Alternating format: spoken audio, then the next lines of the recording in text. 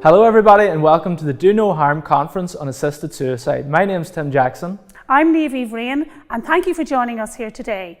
Right now Ireland is sleepwalking into legalising assisted suicide. Under the cover of the COVID crisis, we've seen an assisted suicide bill being put before the Dáil and being voted on by TDs. And incredibly, without almost any public debate, it's now gone to the committee stage and will come back to the Dáil for a final vote sometime in the new year. This conference is about informing you, about making you aware of what's happening and about letting you know what you can do to stop assisted suicide. And so today we brought together experts from the areas of palliative care, psychiatry and also people with personal testimonies who tell us about the care that's already on offer in Ireland and why so many people in palliative care are opposed to this assisted suicide legislation. We're also going to tell you about what you can do to get involved at this critical and important juncture. We've produced some infographics and fact sheets which contain the key information that you need to be able to argue the case against assisted suicide. And in the last 2 weeks, we've also produced a Don't Assist Suicide leaflet, which is being delivered by teams right across the country. If you'd like to be part of that, please contact us and get involved. The evidence of medical experts and testimonies from people directly impacted by assisted suicide are also an important part of our campaign, and they're being widely viewed now on Facebook, on YouTube, on Twitter and right across social media. So all of this information and this public awareness campaign is vitally important to this debate because most people don't know the key issues when it comes to assisted suicide. Most people don't know, for example, that 56% of people in Oregon who died by assisted suicide said they felt a burden to their families and to society. These very saddening, tragic statistics underpin what has happened with assisted suicide in almost every jurisdiction. Most people don't know either that 88% of palliative care consultants in Ireland are opposed to assisted suicide. And today we want to make their voices heard.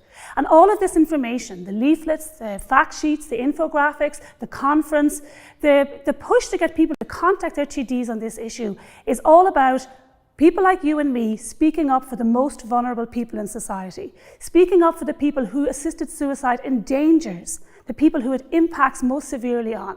And that's the elderly, the sick, and people who are vulnerable and who are in need of our help. So the conference today has this simple, important and powerful message: do no harm.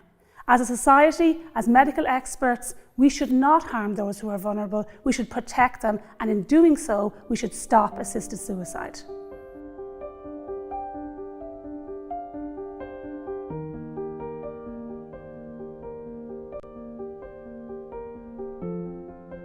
So one of the issues people are really concerned about when it comes to end-of-life care is whether they or their loved ones might die in unbearable pain. So today we've invited an expert in palliative care, a consultant that works in Ireland to describe the care that's already given to people near the end of life and ask the question whether or not people do die in unbearable pain. So we welcome up to the stage Dr. Pauline Kane.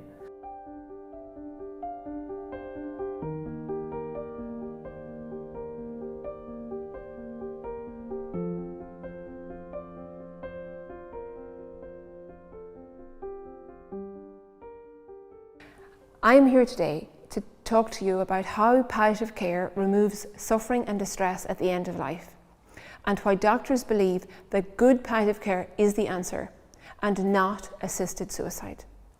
My name is Dr. Pauline Kane. I am a palliative medicine consultant, and on a daily basis I deal with and support people who have a myriad of conditions. Half of the people I see have cancer, the other half have things like heart failure, MS, motor neuron disease, emphysema, diabetes, and these are people whose worlds have been turned upside down.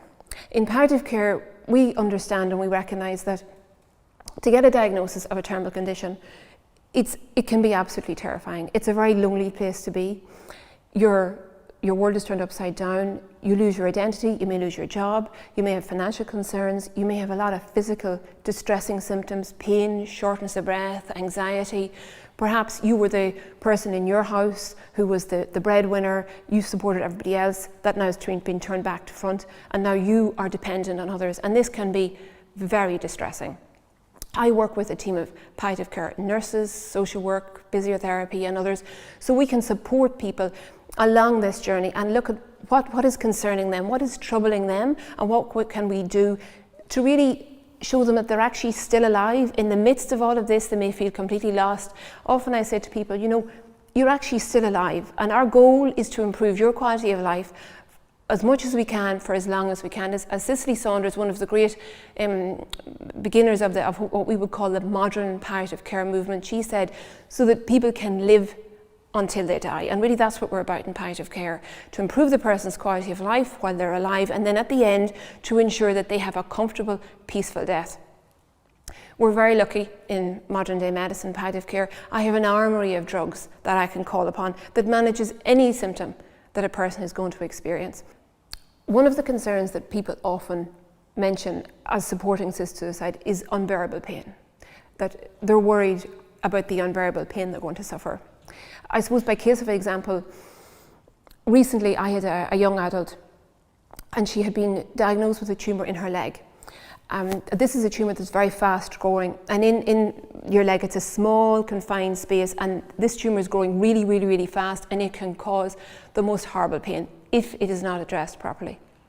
When she was referred to me, she already had been diagnosed a few months previously, and when I went to see her, she was upstairs in bed in a darkened room. Her back was turned to me. She told me to go away. She didn't want anything to do with me. She didn't think I could help her. But I said to her, give me a week. Just give me 1 week. And let's see, can we get you downstairs? Can we get you back?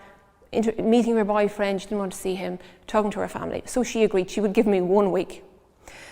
At the end of that week, myself, my nurses, we worked with her. We had her downstairs. Yes, we had her on a cocktail of strong pain medication, but she was downstairs, she was getting takeaways with her boyfriend, she was living again. But our job was not finished there because her tumour was growing quickly all the time. So our input was quite intense. We were with her often on a daily basis at home, and we had continually adjusted her pain medication. By the end, she ended up on the equivalent of thousands of milligrams of morphine type medication, but she was functioning, she was happy, and she was comfortable. She was worried about the end. What would it be like? Would she be in pain? But more, would she be distressed? So we said, no, we will be there, and we have the drugs available to us to make sure you will be fine. And she was fine. She died surrounded by her boyfriend, her mum and her dad, and she slipped away peacefully. And we are fortunate now that we have the drugs available to us, that the deaths of years ago that people describe are no longer an issue. I can remember my father coming home having seen a work colleague who had lung cancer and saying how the man was roaring out in agony, and he was so distressed by what he had seen. And I often think that now that wouldn't have happened. Another thing that people will say to me often, that they're worried about having a slow, drawn out death, and what is the point, to exist like that. And this is particularly for people with non-cancer conditions, and I suppose particularly in the setting of heart failure. I remember a patient of mine, and his dad had heart failure, and obviously it was a hereditary condition, and he had seen how his father had died this slow, agonizing death where he was short of breath, he was distressed, he was uncomfortable.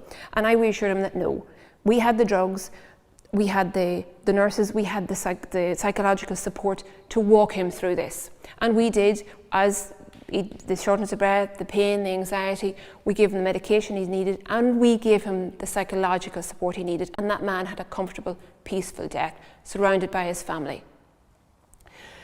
Another situation that people worry about, about dying in pain and without dignity, and I can distinctly remember when I started in palliative care meeting this lady, her son had a brain tumour, and she described to me the death her husband had had, and it sounded horrible. It was really horrible. But it was before we had the drugs we have now, and we could reassure her, and it was so rewarding to be able to say to her, well, no, that is in the past, and now your son will have an entirely different experience, which he did. Because we are lucky in palliative care to have access to these medications, these drugs, and to have access to a team of specialists who address not just the physical symptoms, but the psychological distress, the social burdens, and the spiritual distress that people can experience. Often when people will be referred to me, they've had the terminal diagnosis, they're distressed, they may have a lot of physical symptoms, they're in a very bad place, and they just want to die. They're afraid, they're fearful, they feel a burden to their family. And so In palliative care, I work with a team of people, and we can give them the support to talk through those fears, to address that physical distress, that psychological distress, and to put in the supports at home so they no longer feel a burden to their families. Talking to colleagues internationally where assisted suicide is available, they would say to me that once a person says they want to die, they automatically get referred for assisted suicide, and all those conversations are shut down. There's no longer the opportunity to discuss their fears, to discuss their distress, their psychological distress, why are they distressed, to discuss the burden and to see can that be addressed. So these people die in fear, in distress, and feeling as they're a burden to their family. To me, that is not dying with dignity. Dying with dignity is having access to good palliative care, because if you have good palliative care, you are not going to die in fear, and you are not going to die in distress, and you are not going to die as a burden, because we want to make sure as the palliative care team that that is not the situation. The problem we have in this country is that the funding for palliative care is very poor. Really, we get the sense from the government that they don't really understand the service that we deliver. We need what we call multidisciplinary teams, so that I have access to nurses, physiotherapists, occupational therapist, speech therapist, dietitian, the gamut of people that we can support a person's every need, social work. You know, that every need can be looked at, because when you have a terminal diagnosis, it doesn't just affect you, it affects your family. And it's being able to walk with those people so that their issues, their worries can be addressed, and then that we can support them to have a comfortable and peaceful death. So really, I would be saying to the government that no, the emphasis should not be on assisted suicide. That is not the answer. The answer is good palliative care for everyone in this country.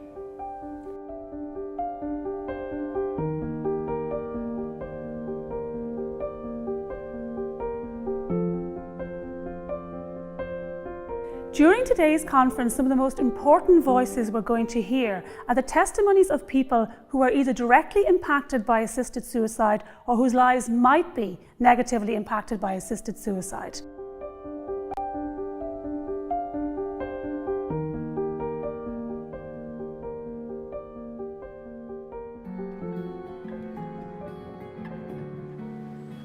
When I was 23, one day there was this dark cloud that came over my head, and it did not disappear for a whole year. And I feel really, really depressed. Thinking about death like every day, thinking about a way out like every day, thinking that maybe it's gonna be like this forever. If you are in a hopeless, desperate state, if your thought life is like that at that time, you are super vulnerable to any suggestion of end-of-life clinic or assisted suicide or anything else. And once that thought gets into your mind, it's very hard to think otherwise, to be open to other options, to be open to hope. A lot of people think it's civilized. It's like a pillar of civilization or something to have a possibility for people to express that they want to die and then they are being helped. I don't think a lot of people know actually people who went through this. It's a whole different story if you actually meet people your own age that are suffering from depression, that are desperate. They don't necessarily want to die, they just don't want to live the way they have lived. All of our lives have episodes of suffering. Suffering is a part of life. It's hard, it's difficult, but it is also part of our lives. I got out of my depression not by medication, not by professionals, but just by reading something that inspired me and put a little bit of hope back in my life, in my thought life. I read a couple of Psalms from the Bible, and that reignited a little bit of hope in me. Because depression is just the absence of hope, if you don't have any hope. I feel that the availability of euthanasia is dangerous because the of the impact that it has on our society. Is there room for people to actually talk about their despair? Is there actually room for suffering? Can people actually suffer and just be hurt? Or are we spiraling into a society where mentioning that you are desperate, you don't see a way out, and into this only option that you seem to have to just end your life?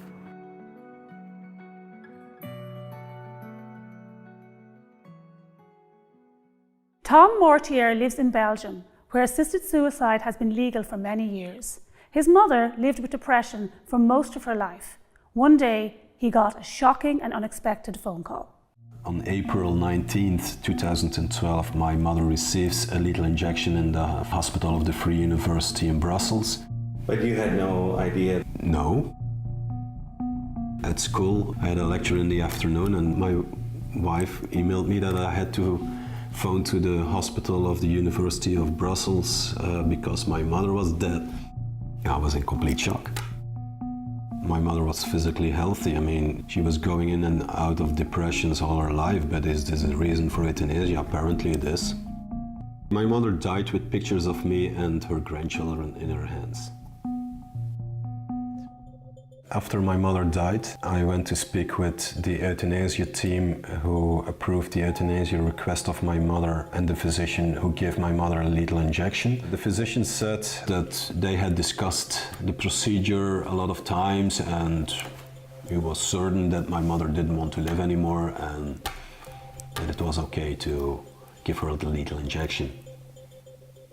In fact, that was it. No fuss. Did she have the right then? Yeah, this is the law.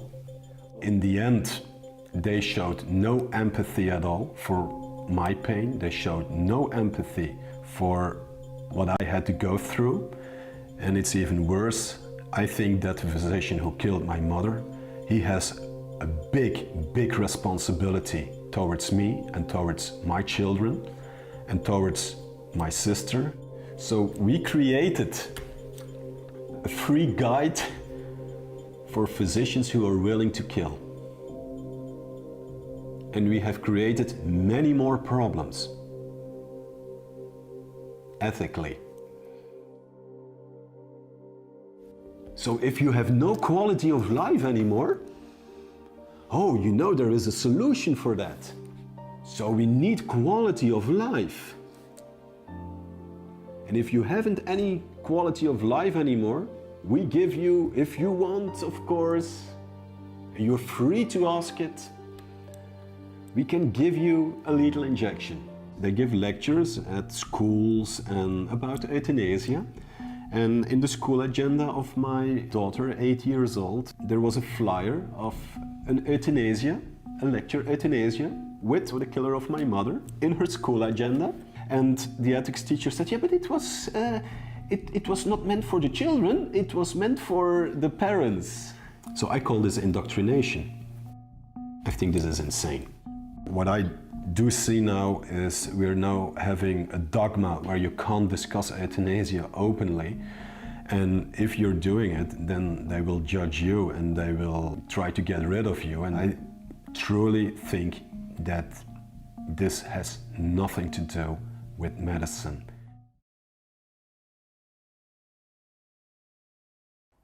Don't forget throughout the day when you're watching this conference to use the hashtag #Don'tAssistSuicide and like and share what you're seeing. Start a watch party so that other people can see it too. And please also get active. We need you to start lobbying your TDs and informing those around you about what this bill contains.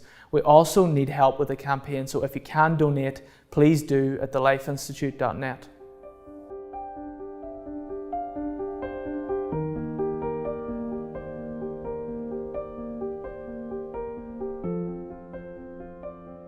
Experts have been sharing their belief that as you legalise assisted suicide, suicide in general becomes more acceptable in society and the numbers of people committing suicide will increase.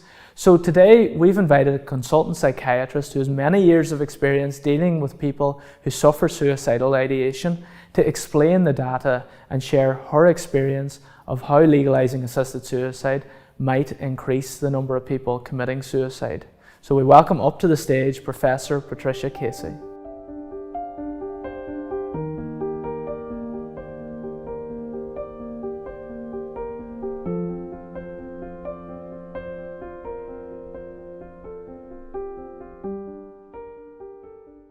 Hello, my name is Patricia Casey and I'm here today to talk to you about the concerns many people have that if assisted suicide is legal in Ireland, that it will lead to an increase in suicide more generally. I'm a consultant psychiatrist, I'm Professor Emeritus of Psychiatry, and my working life has been spent trying to reduce the risk of suicide and trying to prevent people from dying by suicide. There is a famous jurist in the United States called Richard Posner, and Richard Posner suggests that assisted suicide does not elevate the suicide rate more generally. He says that it may also prevent, having assisted suicide available may help prevent those who are contemplating suicide in the context of a terminal illness from doing so, because they know that when they want it, it's available. So in other words, he's saying it postpones suicide, or it may postpone suicide in those who would otherwise have died earlier by suicide, and he considers that a good thing. Now, two people called Jones and Patton have examined this question as to whether the availability of assisted suicide does in fact increase suicide more generally. And they published a study in 2015 in the Southern Medical Journal. And they looked at the suicide rates in Oregon and Washington. They're the two states that at that point had legalized assisted suicide. And they found, taking account of the natural time trends of suicide, that there was an increase in the overall suicide rate of 6.3% in the general population, and that it was particularly significant in the over 65s. So they concluded in their paper that there is no evidence to support Posner's view that assisted suicide actually had a beneficial effect on the suicide rate overall. Now, another person from Holland, Professor Theo Boer, examined this question as well. Now, Boer is an interesting man.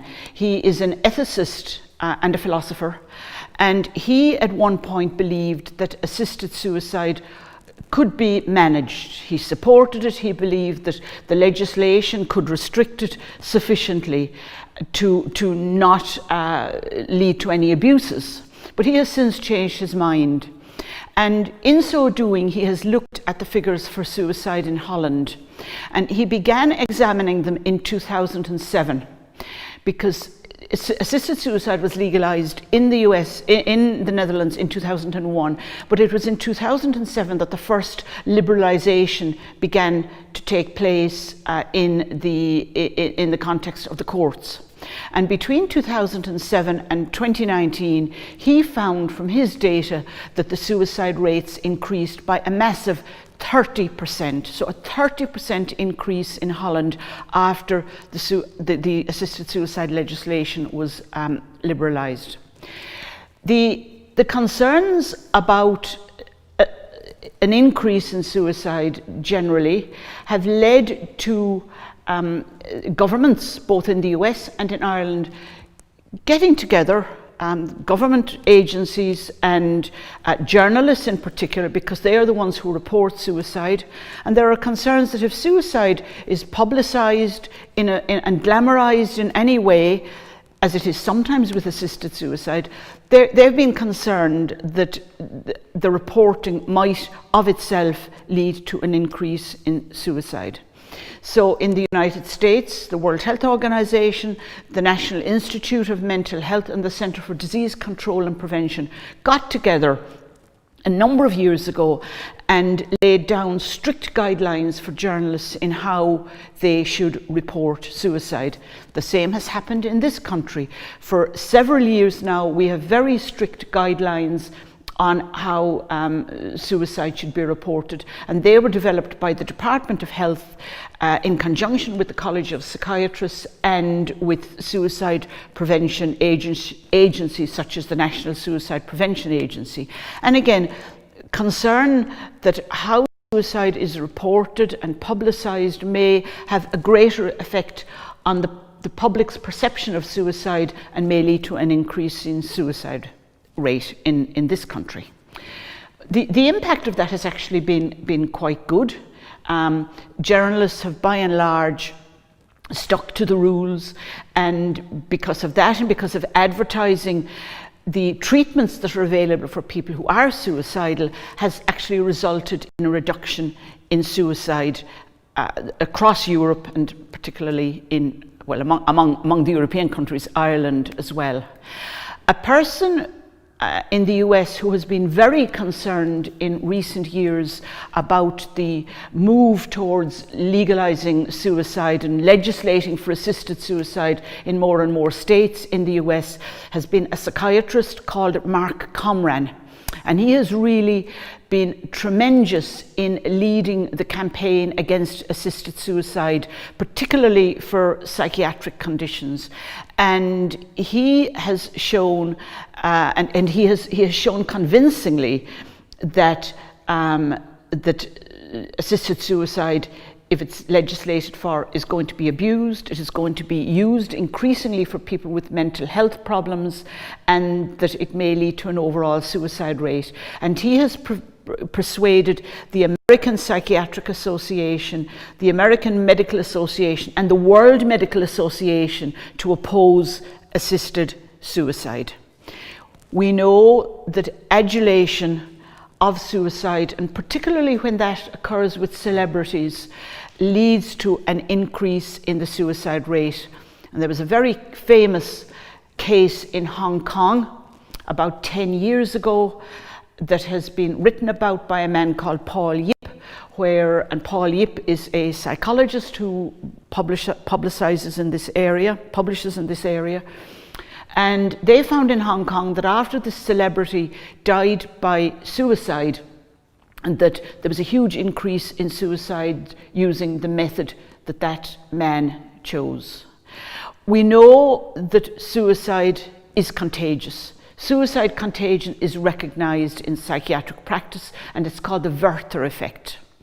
And Goethe, the author, wrote a book called The Sorrows of Young Werther. And Werther was a young man who was dismissed in love by this woman, and he, in a rush of anguish and sorrow, went and died by suicide. And when the book was published in Germany in the 18th century, there was a rush of suicides using the methods that poor Werther had used, and the book was suppressed for a while for that reason. We also know that the opposite is the case, that when people are suffering and in mental anguish, but when they talk about how they deal with that, it has the opposite effect, that people who were thinking of ending their lives, and when they can see a way through it, will actually be encouraged to continue and manage their emotions, their sadness, and the impulses that they have to harm themselves. And that's called the Papageno effect.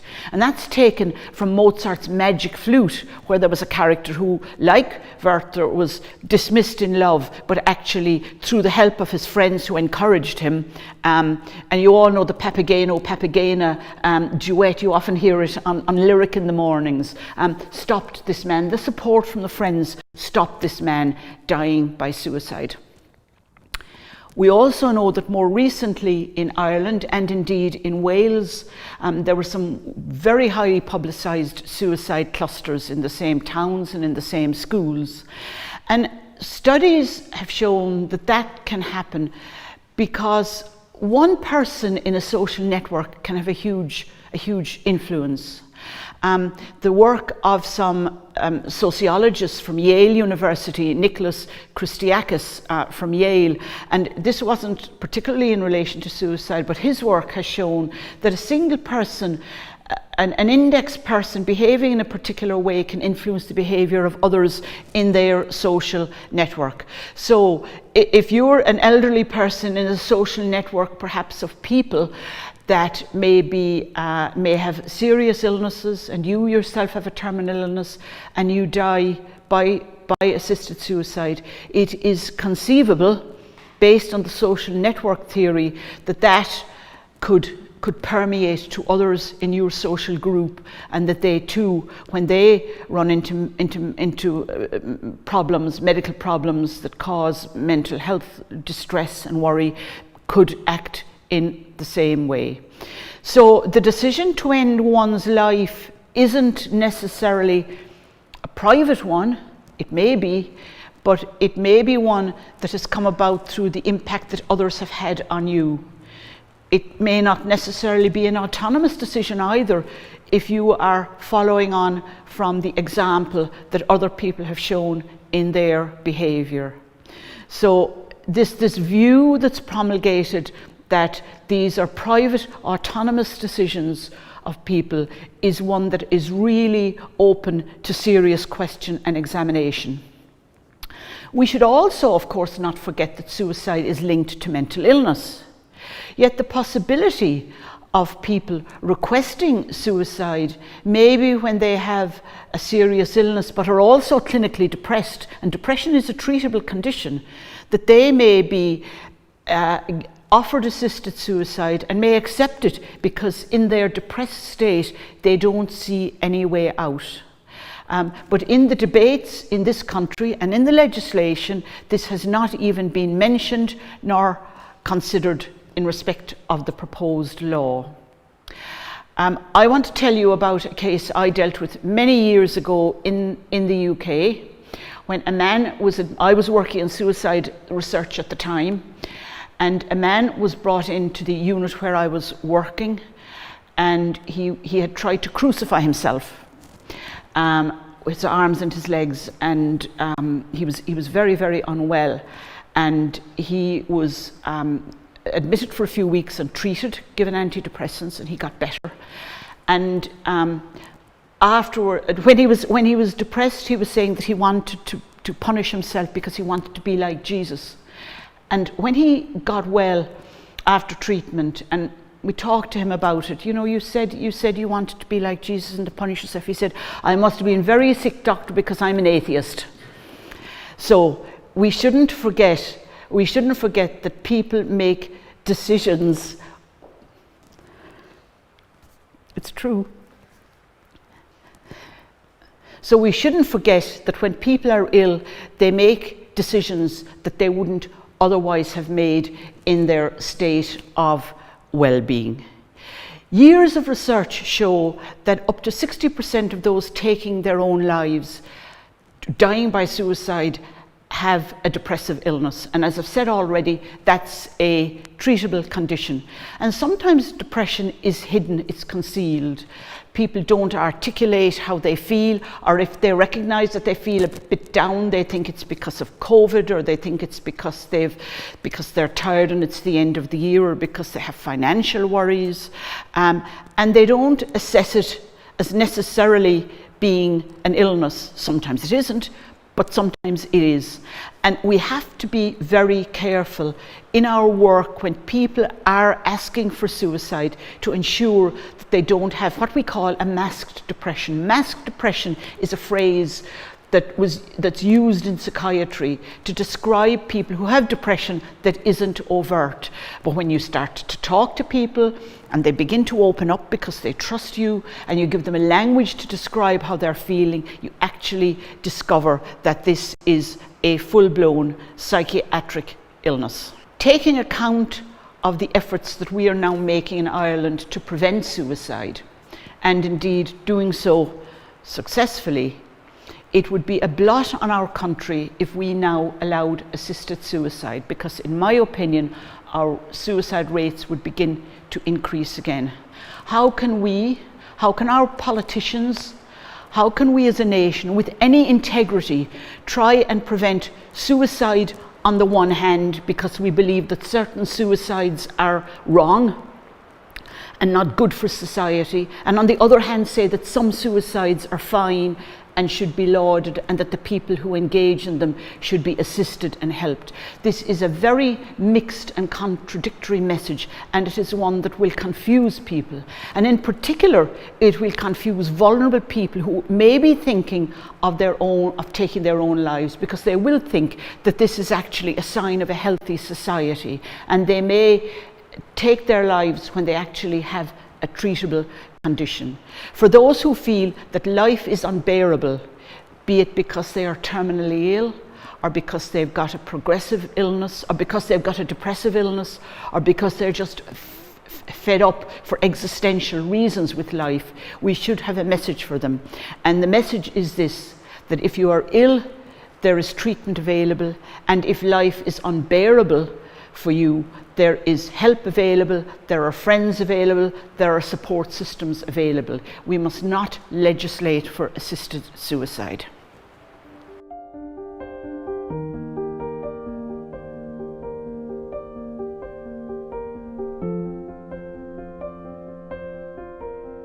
Mark Davis Pickup was diagnosed with multiple sclerosis when he was just 30 years old. He said that he entered a very dark period of his life at that point, and that if assisted suicide had been available, he would have availed of it. I was diagnosed with MS when I was 30. At the 2 to 3 year point, my grief was so deep, my heartache was so sharp, that my thinking became clouded. And if there had been a Jack Kevorkian back in the mid-1980s, I can see that I might have opted for that option. I'm so glad today that it did not happen, because I never would have known my grandchildren. You see, the difficulty with making that decision is we're not really sure what tomorrow is going to bring. We make a decision based on the grief of today. I would have, yes, if I hadn't been surrounded by the support and the love of my wife and my children and my faith community and my God, I can see that I would have opted for assisted suicide. If you had asked me when I was 25, what gave my life quality? Well, it was being athletic, being involved with my family, having an upwardly mobile career. If you said to me within a few years, you will be in a wheelchair, you'll lose your career, you won't be able to do many of the physical things that you like to do, I would have said there's no quality of life in that. And yet today, at 62, my life does have quality. Why the change? Quality of life is a moving target. It changes over time. What gave my life quality back then was the ability to do things. What gives my life quality now is to love and to be loved and to still make a contribution, as small as it may be. It's our answer to help them kill themselves. Is that where we have come as a society? Have we come to the point where we will not embrace even the broken? We only want the winners in our society? So what citizens get suicide prevention and what citizens get assisted suicide? I can tell you who it is. People like me get assisted suicide. My healthy neighbor gets suicide prevention. Where's the equality in that? Where's the value, equal value of individuals in that? Sure, people want to die when they're in their deepest crisis, but we don't help them kill themselves. We surround them with the love of a community. We try and help them find meaning and purpose in their lives again, even when they have lost sight of their own purpose. If you look behind me, there is a bust of Ludwig van Beethoven. His beautiful Fifth Symphony was written in serious deafness. He contemplated killing himself. He knew he was going deaf. And yet, look at what this deaf composer gave to the vast treasury of human music. Can you imagine if he'd been alive today and had voiced his desire to die? We would have lost all that. Never assume that we have nothing left to give.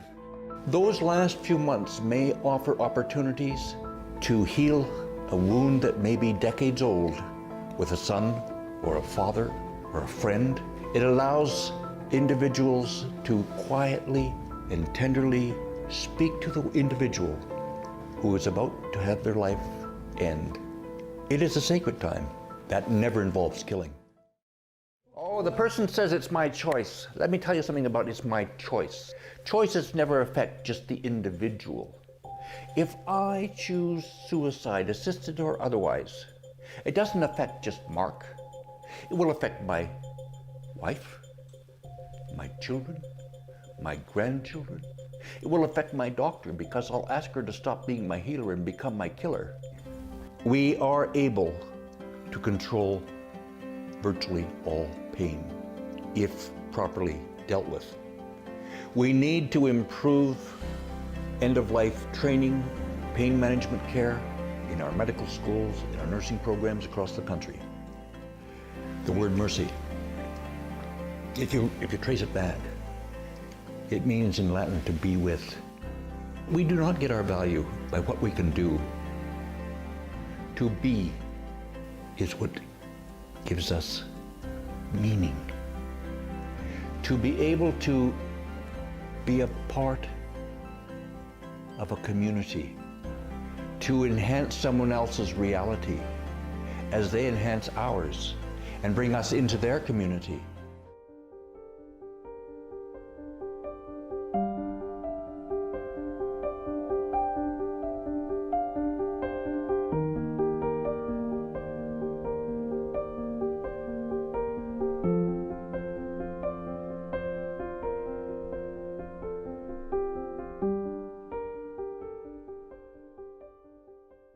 So welcome back to the Do No Harm Conference on Assisted Suicide. We're delighted now to be joined by two of our experts on assisted suicide who have spoken so far today.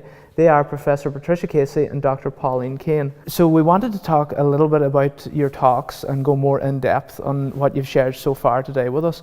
Patricia Casey, in particular, you talked about the contagion effect that assisted suicide legislation can have. So is that, in your estimation, backed up by clear data? And is it something people should be aware of, that this might lead to an increase in overall suicides? It certainly is something that is backed up by data. I mentioned in my talk, and I'll mention it again, the Jones and Patton study published in an American journal that found that when they looked at the suicide rates in Oregon and Washington in 2015, that there was an increase of 6.3% in the suicide rate overall, and particularly in those over 65. And then the work of Theo Boer, the Dutch ethicist who at one point supported assisted suicide but no longer does. And when he looked at the suicide data from Holland, found that there was a 30% increase over a 15-year period. So it is backed up by solid data. And it's of great concern because we've put an awful lot of time and effort and money in this country into reducing our suicide rate, and it has been reducing. And my concern is that if there are now going to be two categories of suicide, a good type, the assisted suicide, and a bad type, which is suicide, it's going to give incredibly mixed and confusing messages to the public. So it seems to be a total contradiction, but also normalizes the idea of suicide in people's lives? It's very much normalizing the idea of suicide in people's lives if they believe that in some circumstances suicide is a good thing. And that's of course what assisted suicide would be saying, and what the proponents say, that these are personal autonomous decisions that people should make for themselves, and the bill death with dignity. I mean, who could be against death with dignity? So that's the contradiction I think that people will be faced with, and that will normalize it because dignity is a good thing. And so if you allow suicide with dignity, it will be perceived as being a positive thing, when in fact it's something that every doctor should want to avoid, because we shouldn't be doing harm to people, and we should be putting in place structures and assistance so that that doesn't happen. And Dr. Kane, you're an expert in this field, you're a consultant in palliative care, and you've obviously been there with so many people who have went through the passage of death. A lot of the time, I think, in people's imagination, when they consider assisted suicide, it's for people who are really in unbearable pain. So is that realistic, that people are dying in unbearable pain at the moment? You're so right. It's so often people will say to me, both people that I meet as patients and their families, that they have this fear of someone dying, screaming in agony and this intractable pain. And I think years ago there were deaths like that. I can remember as a child my father coming home very distressed, having met a work colleague who had lung cancer, and saying that the man was roaring in pain. And I often think of that, how now we are so fortunate with modern medicine that that is no longer the case. I have an armoury of drugs which I can use in various combinations, and it will always be our first reassurance to anyone we meet: we can manage your pain, we can manage any symptom, shortness of breath, anxiety, anything that you're concerned about, anything you would experience, we will walk through that with that person and use the drugs that we have. So no one dies in intractable pain. It just does not happen because we have access to the drugs in the modern medicine climate that we're in. We're very fortunate, so that is never going to be the case, and myself and my colleagues would strongly feel that never happens once you have access to good palliative care. I think that's the key here. You need to have access to good palliative care. If you don't, yes, there is the potential of you dying in intractable pain. And I had a relative 20 years ago who had a non-cancer diagnosis, and he died, to my mind, with pain that he should never have had. But at that stage he could not access palliative care because he didn't have cancer. Half of the people I see now have cancer. The other half have conditions like heart failure, diabetes, multiple sclerosis, MND, that sort of thing. And it's recognised now that the symptom burden for those people is the same, if sometimes not more, than cancer. And so once you can access good palliative care, you are not going to be in intractable pain. And I think a lot of your colleagues have came out and expressed their reservations about the assisted suicide legislation that's been proposed. I think, is it fair to say there's a large majority that are against it? There is a large majority who are against this, and I suppose we have concerned, palliative care is still a relatively young speciality in this country, and we really don't feel it's, even among our fellow colleagues, it can be poorly understood as to the services because we are new and we're developing. And really watching the discussions in the Dáil, it's very clear that the politicians there do not understand what the role of palliative care is and what we can give to people who are ill, who have terminal conditions. We offer a holistic support, physical symptoms like for shortness of breath, for pain, psychological distress, social issues and spiritual distress, although that piece is supported in palliative care. And we give people the opportunity to discuss their fears, their anxieties. Like often when I meet somebody, they've been through the medical system, they're worn down, they're terrified. A terminal diagnosis is a very scary thing. It's a very lonely place to be. You might have lost your job, the money isn't coming in, maybe you were the carer, now you're being cared for, your role has changed, there's a lot going on there, and you can feel like why continue, what is the point? And in palliative care, our aim is to really reassure that person that they're still alive and to get their quality of life back on track so they can continue to live using the drugs and our multidisciplinary team, or physiotherapy or social work or OT that's available to us.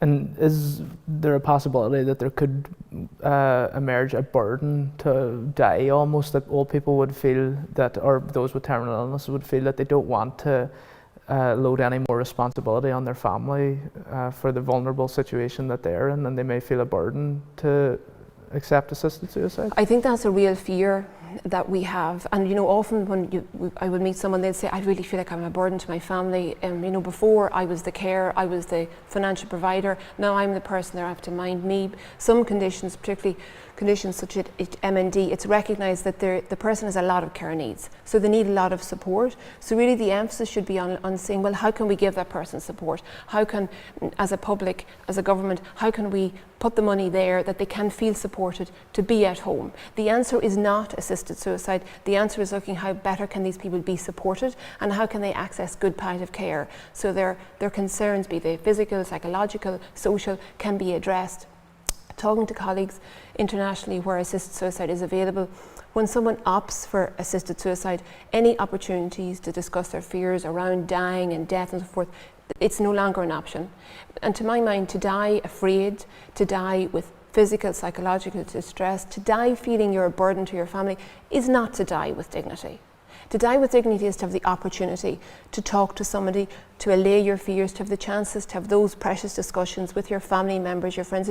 We always mean to do, we never have, because it's such a precious time when you know you have a terminal diagnosis. Although on one hand it can be truly horrific, it gives you that time to have those conversations with your family. And with palliative care support, the physical piece can be supported, any distressing symptoms that you have can be alleviated and managed. So you don't have to worry about dying at the end of life. Our business is providing and ensuring that people have comfortable and peaceful deaths, and that's dying with dignity, not assisted suicide. So it's quite clear we don't need assisted suicide in order to alleviate people's pain, and there are obviously care methods there. But I wanted to ask you, Professor Casey, about your experience of dealing with people who experience suicidal ideation. You've done that, I think, throughout your career, and tell us a little bit about what you might say to politicians who are proposing this as a solution simultaneously for people who feel the despair of a terminal illness. Well, the first thing is that many people with suicidal ideation do so because they're in crisis. They've got a terminal diagnosis, maybe they're unemployed, they have a broken relationship, but they're in crisis. And for the most part, to those people, you can say that things will get better. But for those who won't, like those who have a serious life-threatening illness, you can assure them, and I can confidently assure them, that the array of treatments that are available from services like the palliative care team, if that's what they need, will assist them with that. So they don't need to think about suicide. The reason, in fact, that many people think about suicide, particularly older people, is because they feel a burden. And if they're fading, they're getting frailer.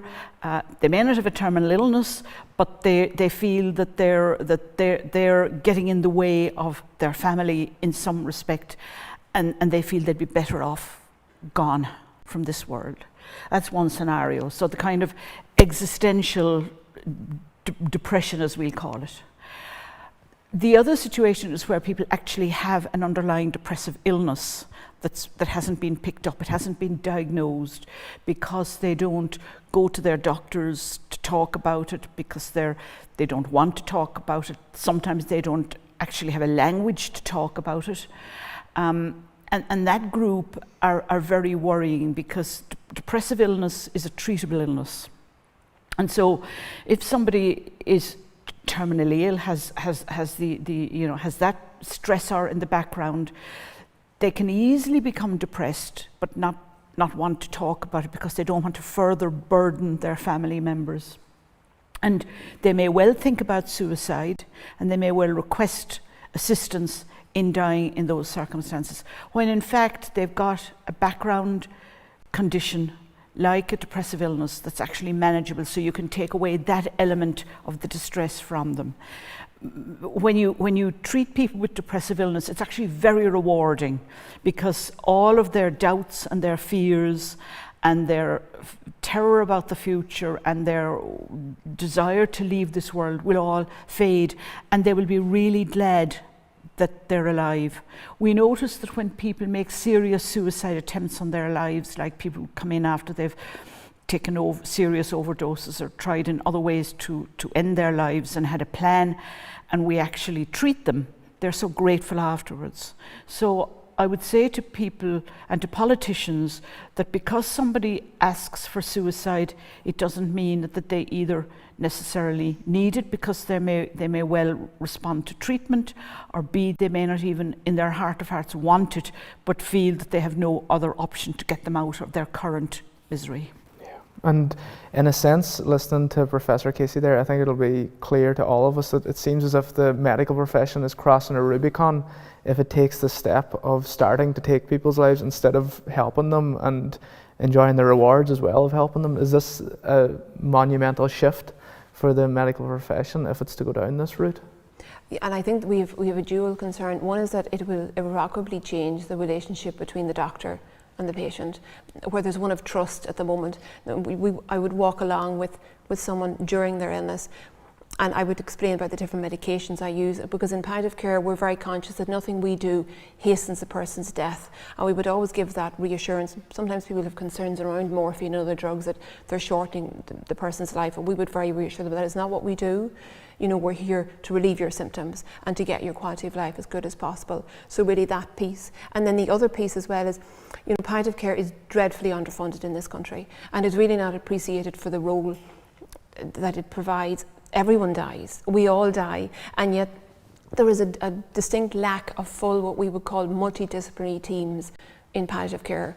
We should have access to nurses, physiotherapists, social workers, speech therapists, dietitians. There are many teams and they have hardly any of those services, and really the emphasis needs to be on the funding of good palliative care. If the shift moves towards assisted suicide, that's lost. The momentum behind that is lost, because good palliative care is expensive, like healthcare, but the rewards are great, and there are studies out there showing that it's good value for money. We support people making complicated choices about what medical treatments are suitable for them and not, and that opportunity is just going to be missed.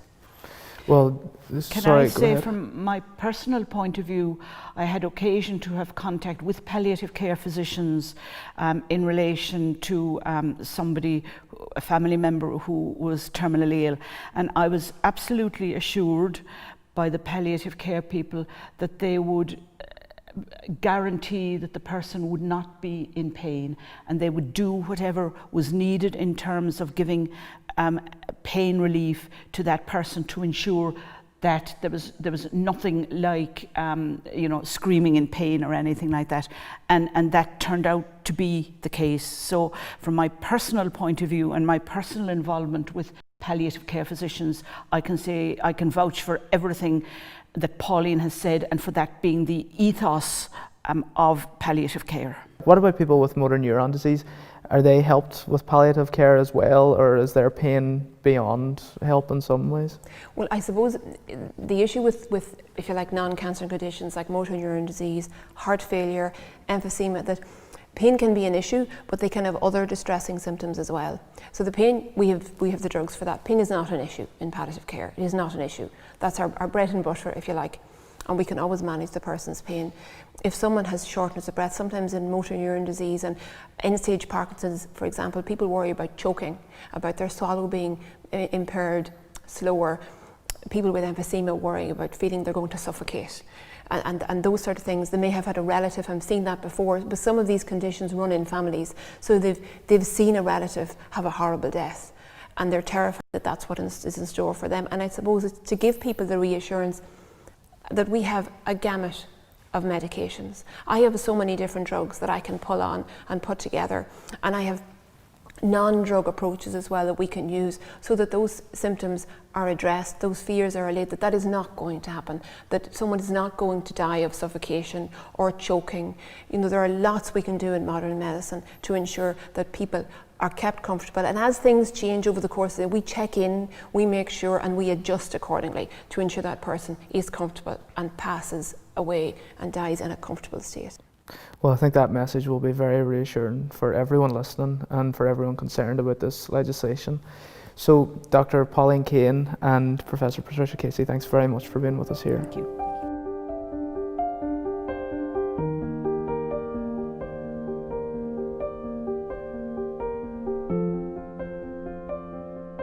Many of the testimonies you will hear at this conference today, and you will see on our website or on social media, are from people who live abroad. And we can see in those jurisdictions that by legalising assisted suicide, the rights of people with either terminal illness or a disability are severely and negatively impacted. Candice Lewis was a young woman living with different illnesses, including spina bifida, in Canada when assisted suicide was made legal. When she was brought to hospital after her condition deteriorated, her mother was offered something truly disturbing by the doctors. If I had to go ahead and do what the doctors wanted me to do, I wouldn't have had her. And what was that?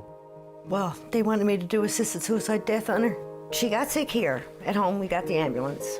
When we got her to the hospital, she was having seizures. They had to give her medication, take her heart rate down. Her heart rate was very high, 170. This doctor that was seeing her first, and he came in and he told me that her kidney wasn't in the right spot. He told me the lower parts of her lungs had collapsed. So they admitted her. And the next day, when he came in, he talked to her, and then he took me out in the hallway and he just stood me up against the wall and he told me about assisted suicide. Death was legal in Canada. And I said, well, he asked, did I know? And I said, no. And then he said he was all for it. And I said, well, that was your choice. And I told him I wasn't interested in anything to do with assisted suicide death. And he told me, he said I was being selfish. And he told me that he was leaving and he would be back in January and he wanted to assist me in doing this. And I said, I'm not interested. So I more or less walked away from her. She heard everything. Yeah. And This is your story. Yeah. You said a couple of things on the news story. I remember they said, did you want to die? And what did you say? I don't. You don't. And yet they were talking to you about dying. Yeah. Yeah. Do you think that's good thing for a doctor or bad? Bad. Yeah. Why? I don't know. I don't want to. like not once did she ever say to them, I want to end my life. Not once. And this doctor that came in and next day after he told me about the assisted suicide death and stuck his face down in hers and said, do you know how sick you are? And I'm just like, and when I got his eyes contact, I went my eyes like that to get out in the hallway, and I told him, I said, don't you ever pull something like that again. They had us told me that she was dying. I believed them. They were the doctors, and she was so sick, so. But I told her if she wanted to go, it was good, she could go. But she didn't, oh, honey. But she didn't want me to be alone. Don't cry. It's all done now, it's over. Yeah. We just don't want it to happen to anybody else, hey? No. Don't want another family to go through this. Professor Theo Boer sat on a euthanasia review panel for more than 10 years. A professor of ethics, he favoured legalising euthanasia, but now he's changed his mind. Today we're going to talk to him about the experience of the Netherlands and what caused him to change his mind.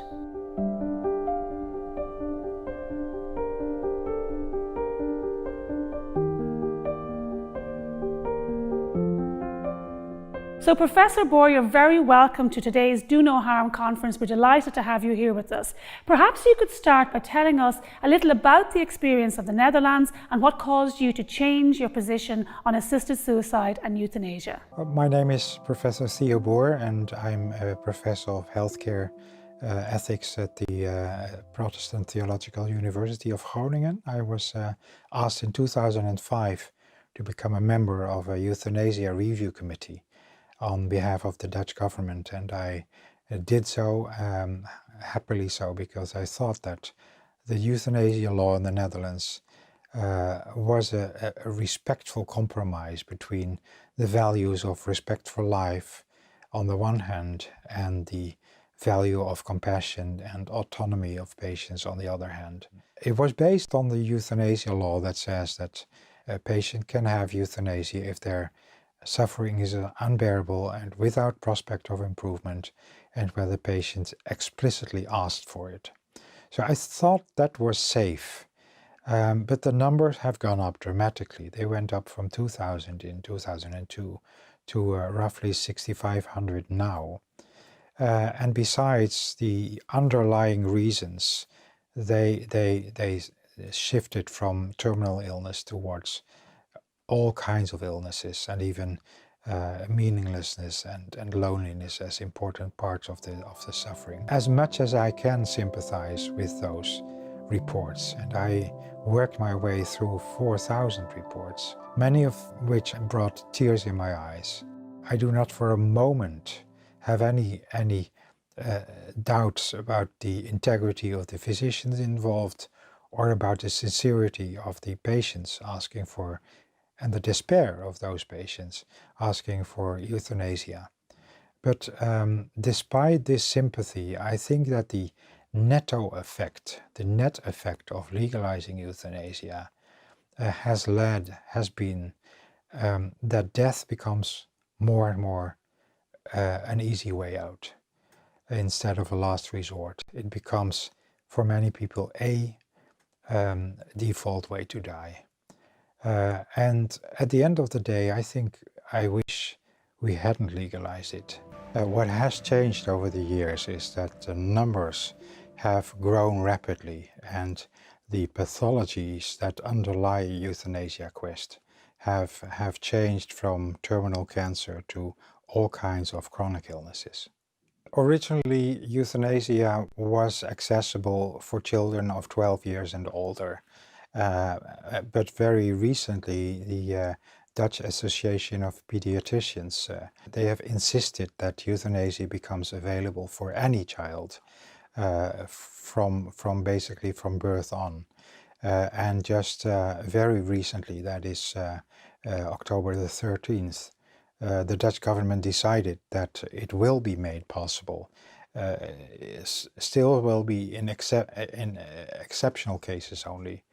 But this is a groundbreaking development because it loosens the normal Dutch consensus that euthanasia is only for competent adults who can ask for it.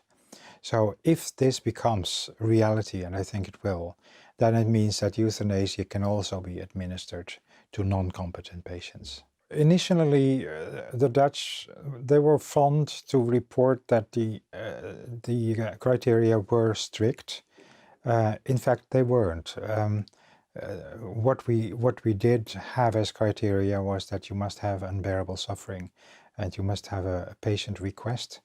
But the strictness really was in the way we applied those criteria. I was on a euthanasia review panel for almost 10 years, and we had to make sure that the criteria were kept. And we were stricter than the law. I think in the past, let's say 10 years, the criteria have loosened.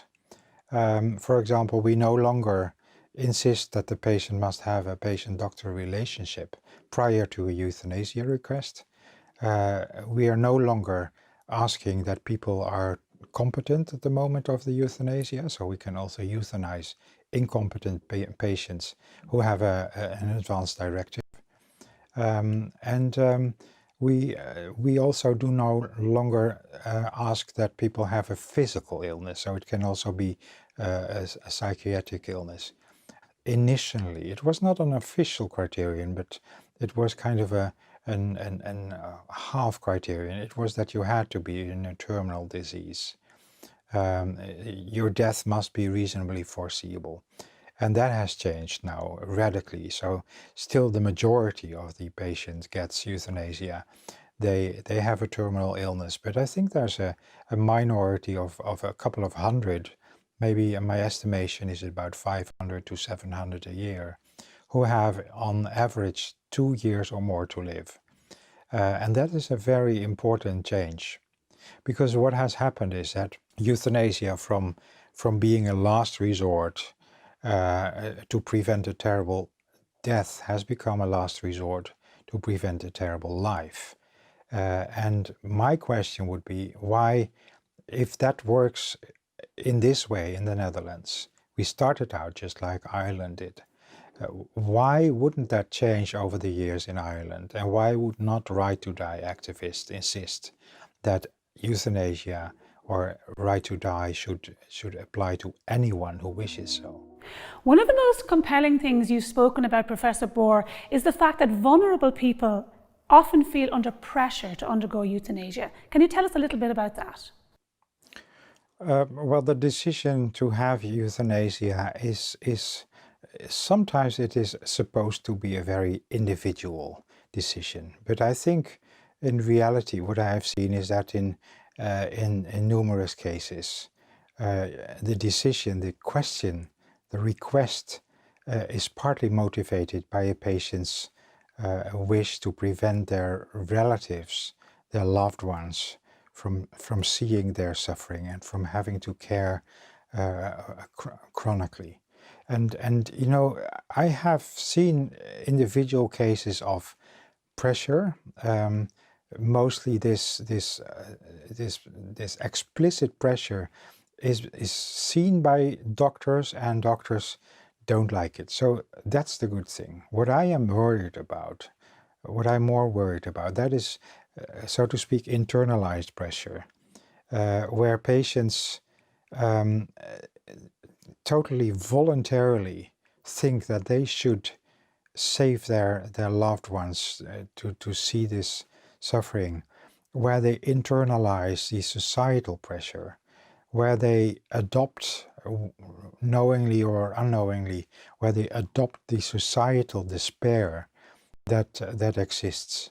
I think what you can see, for example, in Great Britain is that there's a website, Dignity in Dying, where there's really and evidently a scaremongering where they're basically saying, if you don't want euthanasia, you may be facing a really terrible, terrible death.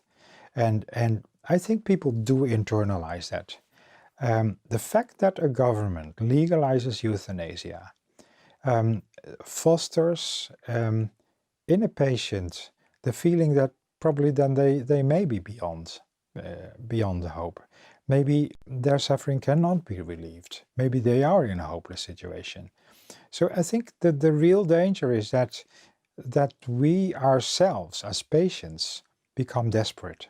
So recently, a particularly shocking case that arose in the Netherlands came to international attention, and that was the case where an elderly woman who had dementia was forcibly held down by her family while her doctors euthanized her. What happened? I think when it comes to people with dementia, I think you can speak about the Dutch situation in terms of dangers. For the moment, I think each year about between 100 and 200 people with dementia receive euthanasia.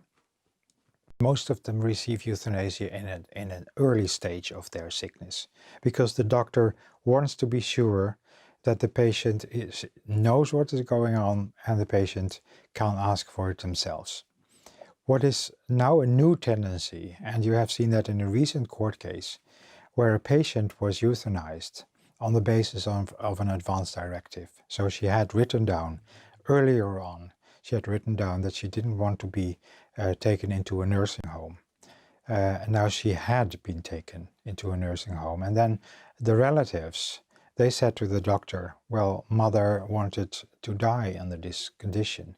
So they asked her, but mother really didn't know much to say. Mother had a bad time, but she had good moments too. So they decided not to ask her anymore. And on the day of the euthanasia, mother actually suggested that they would go out having dinner with the family in the evening. And what they did is that they put some sedatives, some calming medication into her coffee. And when she slept, the doctor decided to do the euthanasia, but she woke up and she resisted. She didn't like the injection. So she woke up, and then they had to use force to kill her. So Professor Bohr, you've spoken about the fact that if assisted suicide is legalized, people then who suffer from depression may feel that suicide is a legitimate answer. That the increasing number of euthanasia for psychiatric patients, it stirs in other patients the despair. I had just a conversation with a brilliant young PhD student in her early 30s, whose best friend had euthanasia, and they both were psychiatric patients. And as soon as her friend was euthanized, she fell deep into a depression, and she got a psychosis, and she heard voices telling her that she should die too. Despite the fact that I think the doctors who provide this killing have the best of intentions, and despite the fact that they really do their best to guard the criteria, what they don't know, what they are not aware of, is that they stir the despair in other patients. Because the message that is being sent to psychiatric patients is that actually some people in our society are actually right to wish their deaths, to desire to be dead. Actually, some people in our society may be better off dead. They may be better off not existing. And despite all this sympathy and empathy that I have for those death wishes, I can sympathize with them. But despite this fact, I strongly object against legalizing this. And in fact, you've undertaken research, Professor Bohr, which is backed up by research elsewhere, and which points to the fact that there is a contagion effect with assisted suicide. Can you explain that further? One important argument that euthanasia advocates have is that euthanasia may prevent people from committing that utterly tragic act of killing themselves or killing themselves violently. And if that is true, I think it's a very powerful argument, because one of the most traumatic experiences of loved ones is to have a policeman at the doorstep telling that your loved one has killed themselves violently. So if that is true, that would perhaps be an argument. However, what I've seen is that in the Netherlands, the numbers of violent killings have not gone down. In the past years, they actually have gone up. I think one of the reasons for that is that, several reasons, but one of the reasons is that so much talking about death as the final solution to all your unbearable suffering, all this discussion, all these television programs, they may ignite in people a sense of that death actually is the best solution. That's what's called, of course, in psychiatry, it's called the Werther effect, or the copycat effect. When the German writer Goethe wrote his famous book, The Suffering of the Young Werther, he committed suicide at the end, and the city council of Leipzig, it banned the book because there was a wave of suicides of young people who thought they would do the same as the young Werther would do. So, as in so many other things, be it in fashion or be it in morality, also in assisted dying and also in killing yourself, there is a sense that what others do may also be something right for me to do. So as for the numbers, we have seen a considerable rise in the numbers of suicides in the Netherlands, from about 1,300 in 2007 to 1,800 in 2019. Compared to other countries, for example Germany, who has a population roughly the same in terms of religion, economy and age, during that same period the suicide numbers in Germany, where they do not have assisted dying, went down by 10%. I'm not saying that euthanasia brings up the numbers of suicides, because I'm not an empirical scientist, but I think it is safe to say that euthanasia does not bring the numbers of suicides. And as we know, healthcare costs are rising, populations are aging, and it's in the back of a lot of people's minds that the push for assisted suicide comes perhaps from an unspoken desire to reduce health costs. It may be a risk in the United States, where healthcare is very much commercialized. In the Netherlands, we have a very solidaristic system of healthcare. So suggesting that the costs would be a reason to kill a patient is simply not done.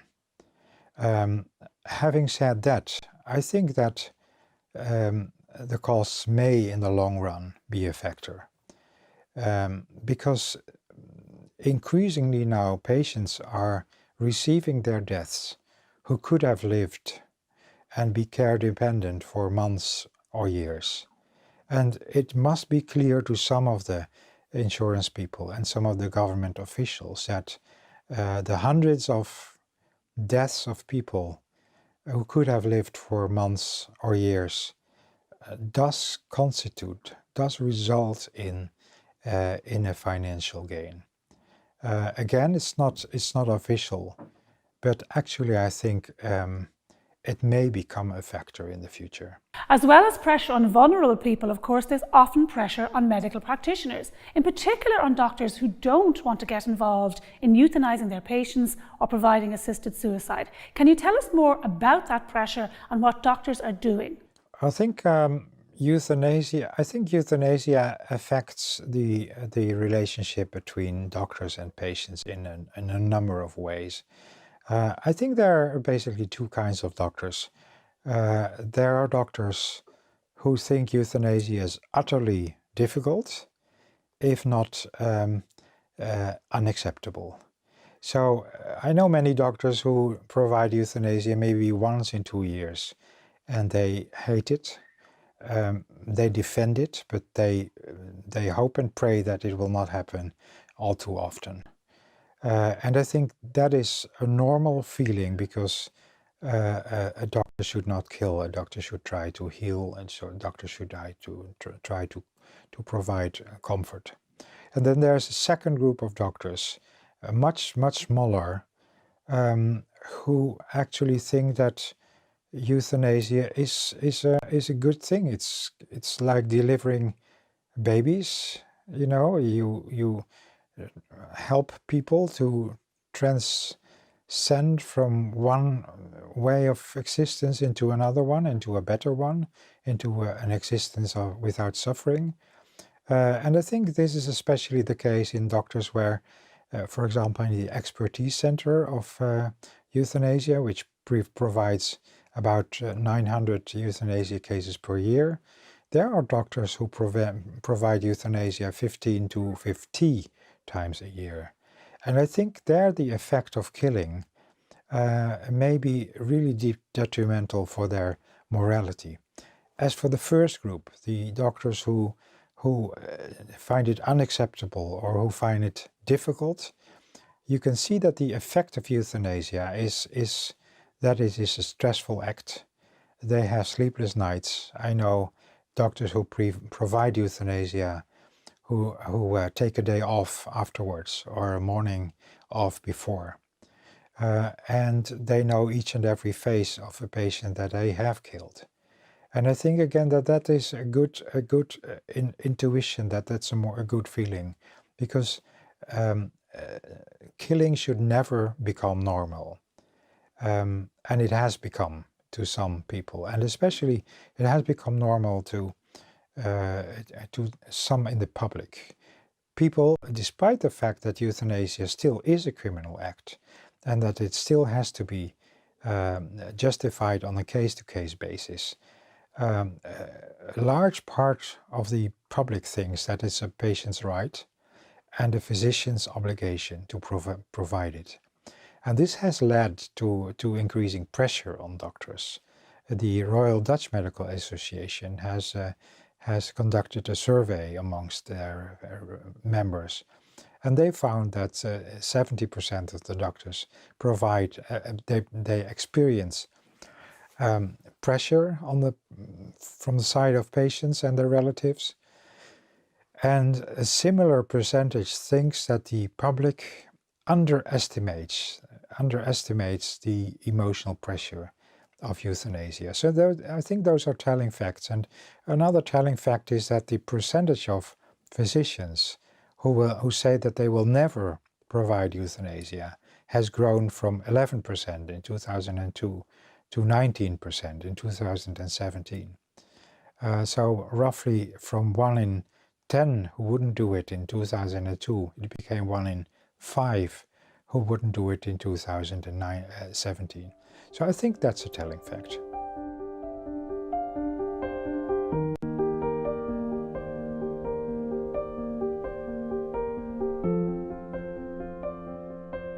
Imagine having a daughter who's in a wheelchair. You bring her for a walk in the park and someone approaches you and asks why you haven't euthanized her yet. That's exactly what happened to Belgian father and daughter Lionel and Tikva when they were walking in the park near their home. They have a story to tell about just how cruel it can be in a country where assisted suicide and euthanasia are legal. This was our first confrontation with the monster I call euthanasia.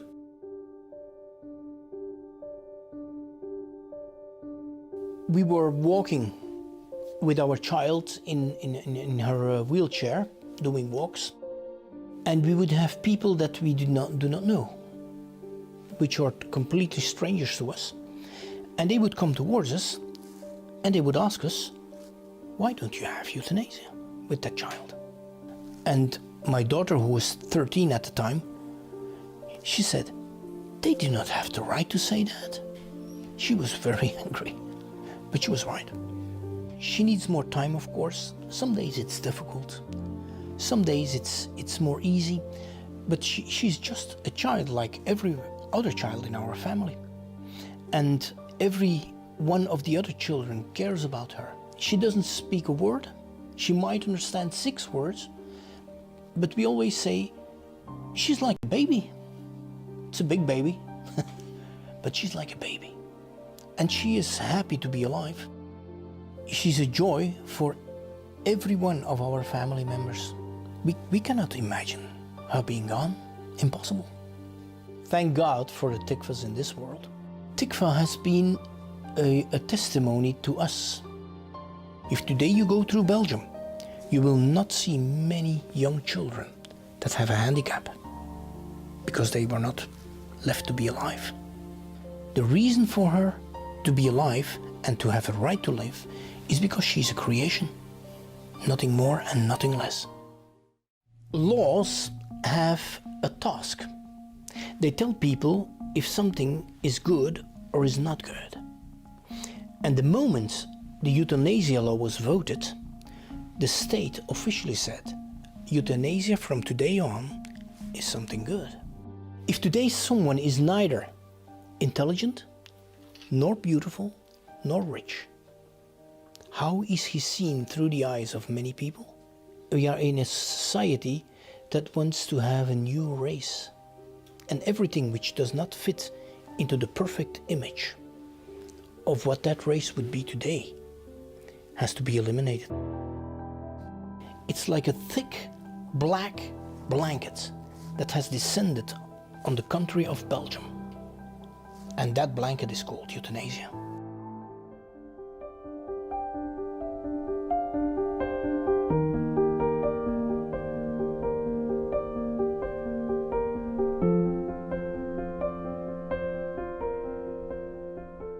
So one of the unspoken reasons that some people in the healthcare industry push for assisted suicide legislation is because of the cost of end-of-life care. What we do know is that there is now a very clear pattern of health insurers refusing to pay for what they see as costly end-of-life care or treatment for cancer or other conditions, but offering to pay for assisted suicide for those same people. What we also know is that papers have been published approvingly noting that assisted suicide saves money for healthcare budgets. So take a look at this.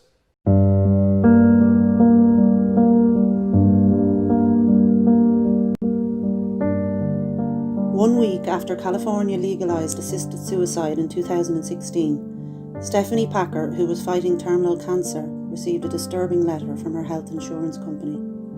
Stephanie was told the chemotherapy treatment the insurance company had previously promised was now being denied. However, she was later informed that her plan would cover the cost of pills for assisted suicide, which would come to just $1.20. Barbara Wagner in Oregon was seeking chemotherapy treatment to fight her advanced lung cancer. The Oregon Health Plan Office refused to pay $4,000 per month for her treatment, but it did offer to pay $50 for lethal prescription drugs to end her life by assisted suicide. Wagner told the local newspaper, "To say to someone, we'll pay for you to die, but not pay for you to live, it's cruel."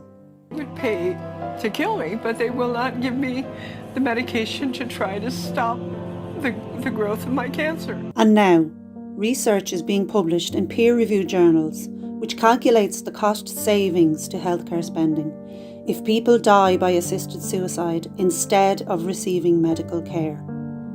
Hundreds of millions in costs can be saved, say those setting healthcare budgets. While campaigners insist this is about choice, in reality, insurance companies, budget committees, policymakers and others are looking at assisted suicide in a totally different way. For them, it's all about the money. Medical care is expensive. drugs used in assisted suicide are cheap.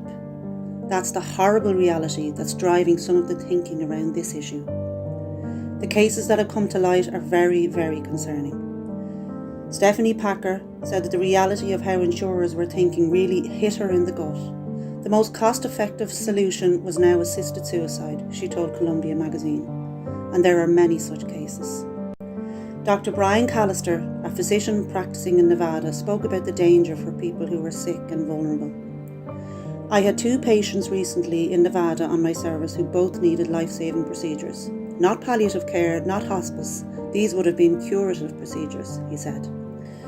One patient was from California, which has passed assisted suicide, and one patient was from Oregon, which has had it for 20 years. In both cases, when I was explaining the need for transfer for a life-saving treatment to the insurance medical director in both of those states, assisted suicide was offered up instead. They told me flat out, Brian, we're not going to pay for the life-saving procedure. But oh, by the way, have you considered assisted suicide? He says the disabled, the depressed, the poor and the marginalised are being forced down this road because they're going to be denied treatment by insurance companies. In 2018, Roger Foley from Ontario, who suffers from an incurable neurological disease, made audio recordings of hospital staff offering him medically assisted death, although he had repeatedly asked for assistance to live at home. He was told he would be charged $1,500 a day if he continued to take up a bed in the hospital. Roger Foley is Canadian, and the number of people being killed by assisted suicide has increased 5-fold in 4 years since it was legalised in 2015. A medical paper published in a leading Canadian medical journal claimed that millions could be saved in reduced healthcare spending by medical assistance in dying. It could result in substantial savings, the paper noted approvingly. The paper was entitled Cost Analysis of Medical Assistance in Dying in Canada and was published in the Canadian Medical Association Journal. It noted, if Canadians adopt medical assistance in dying in a manner and extent similar to those of the Netherlands and Belgium, we can expect a reduction in healthcare spending in the range of tens of millions of dollars per year. Last month, a report from the Parliamentary Budget Office in Ottawa suggested that expanding access to assisted suicide would lead to nearly 1,200 more such deaths next year, and that this would be a saving of $149 million on end-of-life care spend. Everyone, especially those who are older or with a disability, should be entitled to the medical care they need. Instead, laws on assisted suicide and the hidden agendas of insurers and other agents are now often making the most vulnerable feel as if they are a burden, who should end their own lives with the help of a doctor. This is the cold, clinical reason behind some of the push for assisted suicide and euthanasia. It's all about the money, and it needs to stop.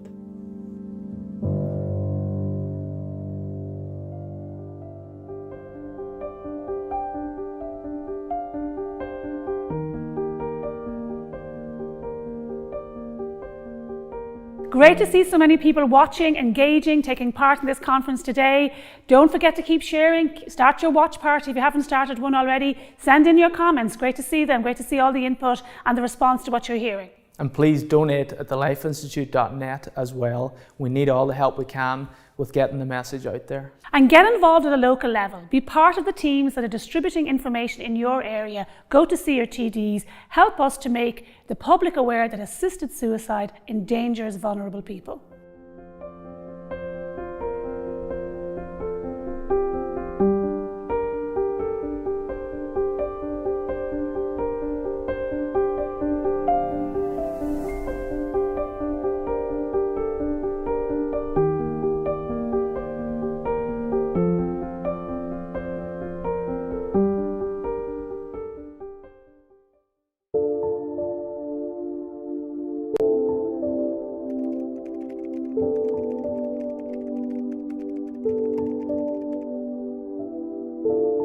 I think what's very important to state is that prior to this bill being debated, if you could call it a debate in the Dáil, and certainly voted upon, there hasn't been any real public discussion and public awareness of all of the issues at play.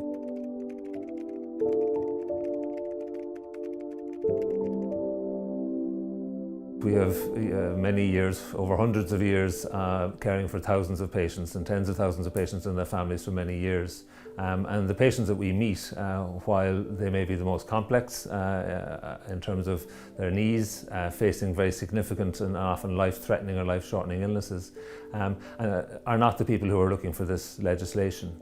I think the evidence from Oregon would show that the majority of patients who are seeking what they call medical assistance in dying are doing so for fear of becoming a burden to society or a burden to their family, and not, as it's often painted in the media, due to experiencing severe or distressing pain.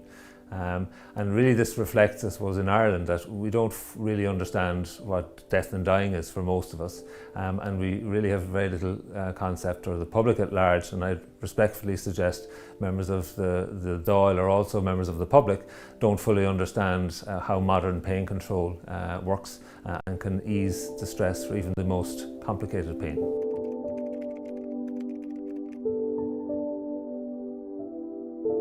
We know in jurisdictions where such laws exist to permit assisted dying, assisted suicide or euthanasia, that there's inevitably what we call a slippery slope, and that the initial safeguards that were attempted or alleged to be put in place are not able to be maintained.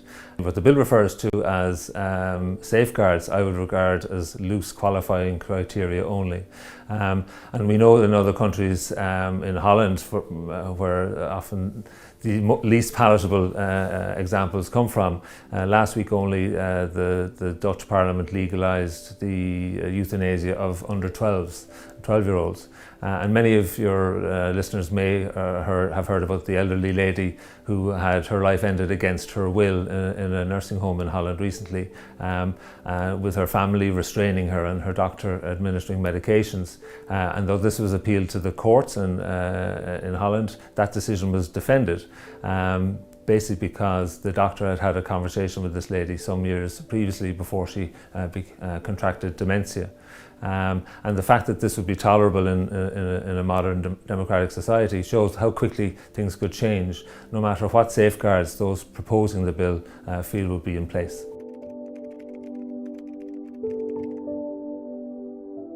I mean, I think the first thing to say is that there are people in society for whom life becomes very difficult, and there are some people who get very significant illness which does cause them significant distress, both physical distress, pain, nausea, fatigue, loss of function, loss of independence, and great concern and distress. And these are people that I come across in my practice every day.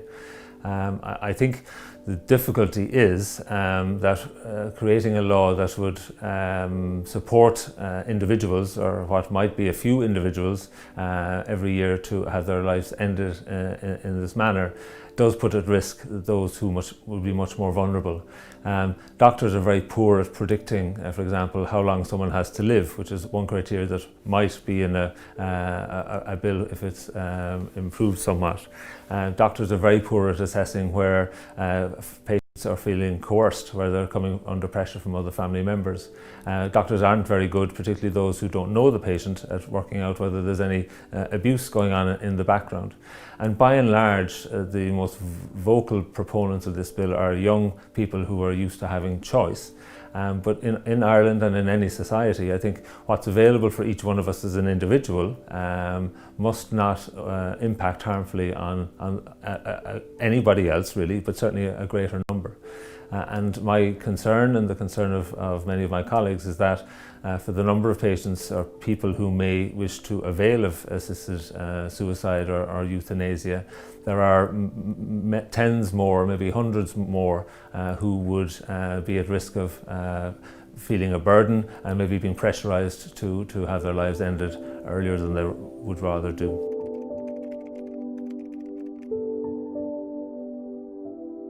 I think this again comes back to people's understanding of death and dying in Ireland, and how rare it is that patients have very severe pain. And if patients do have severe pain, we do have mechanisms within the law and within medical ethics and within moral ethics to support patients and help ease their distress in a way that is agreeable to them and to those looking after them.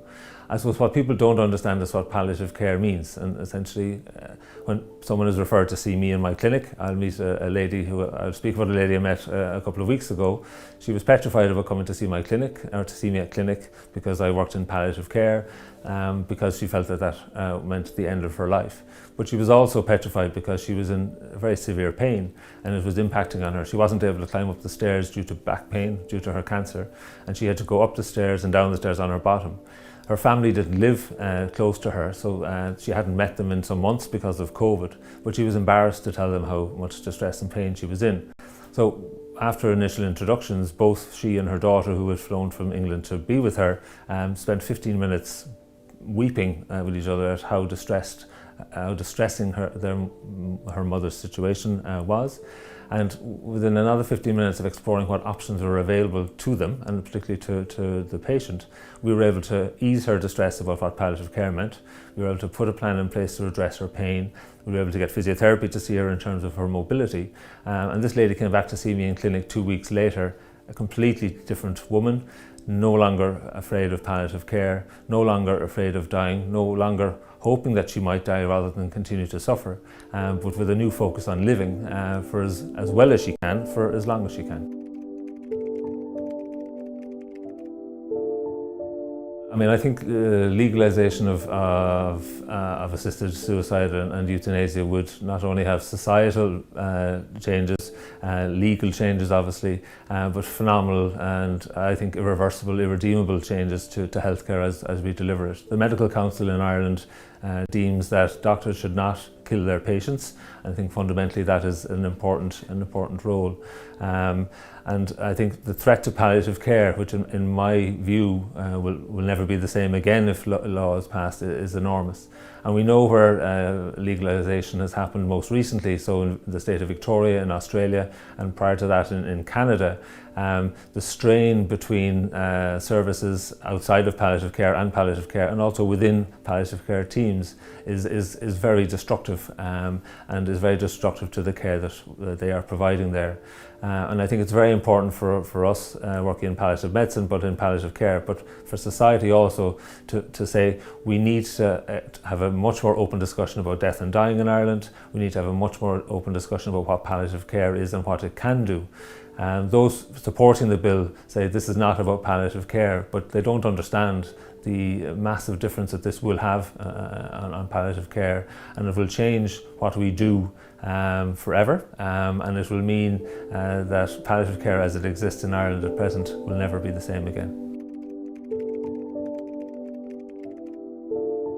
Currently, the Irish Palliative Medicine Consultants Association is unanimously behind continuing to oppose legislation for assisted dying, or assisted suicide, or euthanasia, whichever term you might use. And this would also reflect the number or the percentage of palliative medicine consultants who worked in the UK surveyed by the British Medical Association, who are massively opposed to both legalisation, but even more so opposed to any participation in any such activities. I mean, I think it is a pity that we're having a debate about assisted suicide when such a huge public health emergency is in play, and also it's affecting so many people as you outlined. I think we know from experience around the world, though, that where laws such as these have been brought in, it has occurred when distractions have been in play. So even as far back as Luxembourg, and in Holland, more recently Canada, medical and societal attention was elsewhere. I think what's very important to state is that prior to this bill being debated, if you could call it a debate in the Dáil, and certainly voted upon, there hasn't been any real public discussion and public awareness of all of the issues at play. The media has been, I suppose, predominantly representing one view, and I would encourage the members of the Justice Committee and the Chairman of the Justice Committee very strongly to ensure that there is an open scrutiny, an open debate, taking all sides and all accounts into account before this important legislation takes any further steps through the legislature.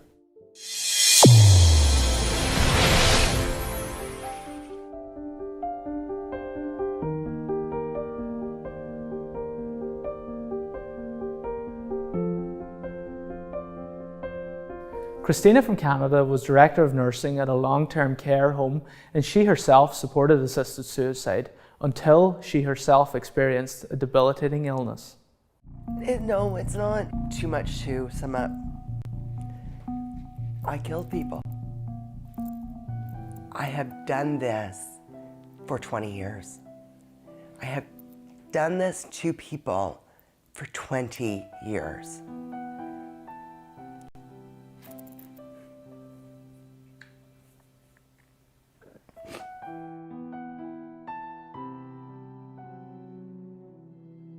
I had a patient in a nursing home, and she was admitted under palliative care, but she got better, and then she went back under palliative care, and she got better, and then she started looking like she might die.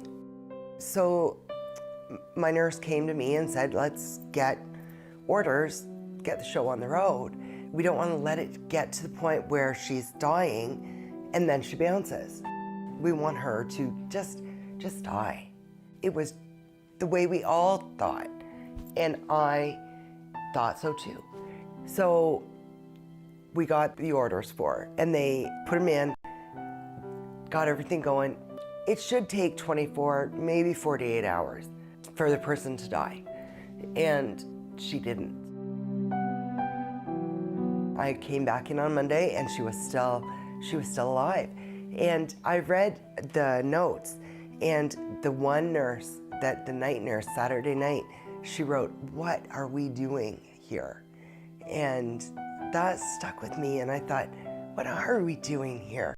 Are we helping someone die, or are we making someone die? We were making her die because it suited us, and it suited her family. It took 9 days for her to finally die. It's always meant with good intentions. To see someone in so much pain that you just want to end it for them.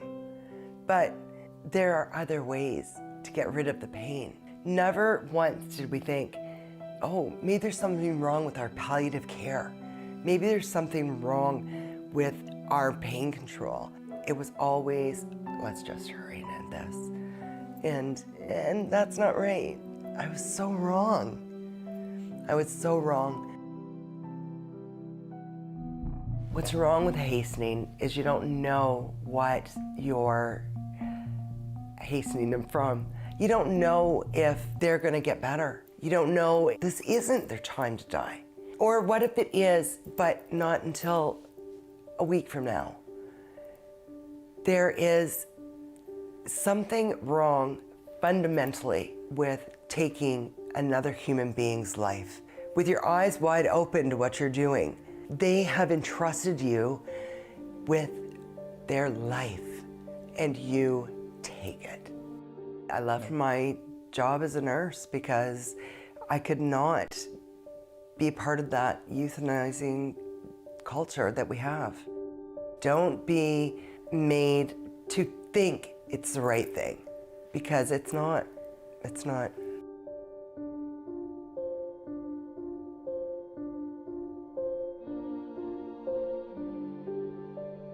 I've been able-bodied most of my life until just this summer in August 31st.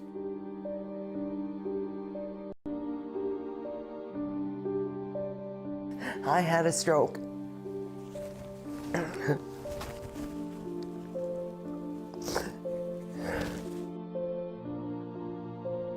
I was out like in a coma for about 10 days, and I was on a ventilator and life support. I was taken up in ICU bed for 10 days, and they didn't know if I was gonna wake up or not. If you don't have someone willing to fight for you, then you're at the whim of somebody's political leanings. If it wasn't for my husband being the one that was speaking for me and saying what I wanted and what he wanted, I wouldn't be here today. I remember going to physiotherapy every day for hours a day. My feelings have been just up and down through this whole thing. Those thoughts of killing myself, they entered my mind, but I don't know, there's something about it I just shied away from. I wouldn't have thought that I could come through like so well. And it amazes me how many people around the world go through things like this, and how many of them have the strength and the courage to wake up and get going with their life. It's been 7 months now, or 8 almost. I'm still get depressed, and yeah, it's still really challenging. I often feel like, you know, why did I live? But there's a reason for it. I'm glad I'm alive for this.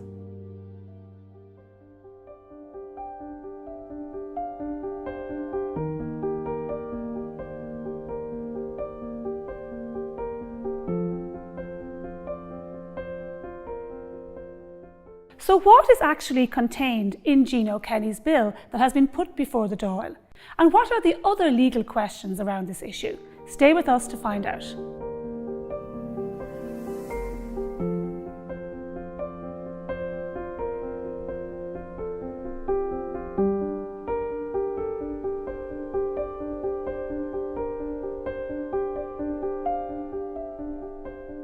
So what are the legal questions around the issue of assisted suicide, and what are the implications for Ireland?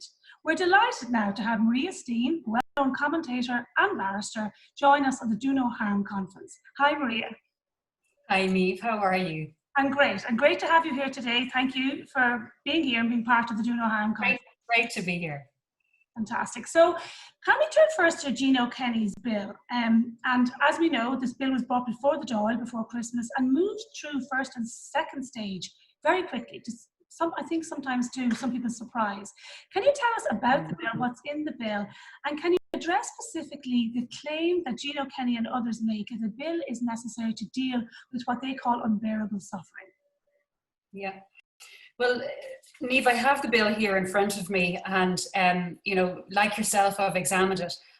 There is no evidence that this word incurable suffering or unbearable suffering is anywhere in the bill, even though that's what we've heard over the radio and airwaves and so on, and television programs. Just for your viewers, just to give them a sense of what is included or what this does allow for, a person who qualifies under this proposed bill must be 3 things. A, terminally ill. B, have a settled and clear intention to end his or her own life. And C, must be over 18 and living in Ireland. Now, the first part of that is talks about a person being terminally ill. And under this bill, terminal illness is defined as somebody who, having seen a doctor, a medical practitioner, has been diagnosed with an incurable and progressive illness. There's no talk about the kind of prognosis of that illness. For instance, when the person might die, it might be years down the line, but there's no mention of anything like that. So somebody could conceivably be given a diagnosis, say a cancer diagnosis. They may have 10, 20 years to live, But under this bill, they would be allowed to call for assisted suicide if they have the clear intention in their mind that they don't want to continue living. Yes, I remember David Quinn, who debated this bill with Gino Kenny, who's the proposer of said bill, and he raised this issue, and he said that while he was opposed to assisted suicide in any case, at least in countries there had been some safeguards or some attempt at safeguards made. And he pointed out as well, and there was a very interesting debate on News Talk, because Kenny was with David in the studio discussing the bill, and David said to him, you're saying the bill is going to deal with unbearable suffering, but there's nothing about unbearable suffering in the bill. Those words are not mentioned in the bill. And Gino Kenny simply said, they are, it is. And he kept saying they are, and it is. And I think some people said afterwards, including myself, it was as if he hadn't even read his own bill, because it clearly doesn't deal with unbearable suffering. No, it doesn't. I remember that. Yeah, no, I remember that interview. There is no mention of unbearable suffering. All that's required is that a person has an incurable and progressive illness which can't be reversed. Now, Alzheimer's would come under that definition. So might something like AIDS, which was seen as a terminal illness years ago, is now seen by most people as more of a chronic illness that's manageable. But the second part to the section that deals with this actually says that treatment which only relieves the symptoms of a condition temporarily are not to be regarded as ones that can reverse the condition. So in other words, even if somebody is getting treatment which is alleviating the symptoms, that's not to be taken into account. So there are any number of conditions, and like you say, there's no mention of unbearable suffering, and there are no kind of time limits or limits on, say, for instance, what terminal means in terms of time. So as I say, it is really wide open. And I suppose we've seen in other countries where this has led. In the Mary Fleming case, which came before the High Court and was appealed to the Supreme Court, a lot of the evidence that was given by doctors in the High Court spoke about safeguards and the difficulty actually in putting them in place. Yeah. But also, and very often people who are proposing assisted suicide as a measure talk about safeguards. But you have to ask the question, like, why are they raising this issue of safeguards? What's the need for safeguards? The need there is because even they recognize that this is something where people are vulnerable and can be taken advantage of. And we've seen it in the Netherlands, where there have been many people who have been euthanized without expressing a wish to die themselves. So in other words, involuntary. Can you talk to us a little about the recent case in the Netherlands? And this case made headlines everywhere. I think a lot of people didn't realise afterwards that, in fact, the doctors, while they were brought to court, were acquitted because the court said that they hadn't broken the law. Even though this was a woman who had been held down while she was being euthanized, the courts had not broken the law. Can you talk to us about that case in particular? This was a really sad case, Niamh. And it actually, the Supreme Court, the Dutch Supreme Court, handed down its judgment just earlier this year.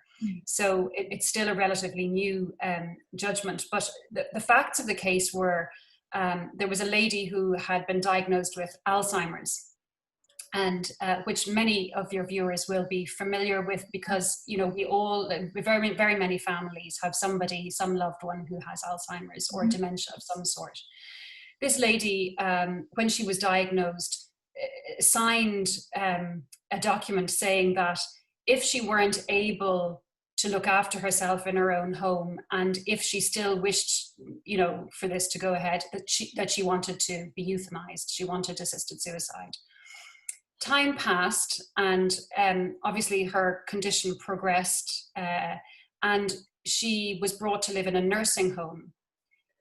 She expressed no wish at all at that point to die. And in fact, the doctor who was taking care of her said that, I asked her a number of times, did she want to die? And quote, and this is from the doctor herself, she said, "Would you like me to help you to die?" The woman simply looked bewildered and said, "Not yet, and that's going a bit far." But the doctor decided that she could tell by the look in this woman's eyes that the connection was gone and that the doctor knew she was in terrible distress. So she went ahead and euthanized her just 7 weeks after entering the nursing home, because the doctor felt that the average period of residency in the nursing home for somebody with Alzheimer's was 7 years. And the doctor thought, well, I mean, that's a terrible, distressing situation, even though when she had asked the woman herself, did she want it? She said no. Now, that's a terribly frightening scenario. I think all of us have family members with dementia, with Alzheimer's, and the thought that this is it, effectively euthanized against their will, especially in that instance where the doctor had asked a very specific question and had received what seemed to be a very adamant no to go ahead and perform euthanasia, then it seems to me to speak absolutely of involuntary euthanasia. But this is the sad thing, and where there's a crossover between this and elder abuse, because the woman's family was in agreement with the doctor. And in fact, when the doctor went ahead and euthanized this lady, her daughter and her daughter's husband were present, and a sedative was put in the woman's coffee before she was euthanized, in order, the doctor said, so that she wouldn't be distressed. But she subsequently woke from the sedative and was then held down by her son-in-law until the process was finished. Now, this made headlines, obviously, around the world because of the distressing nature of it.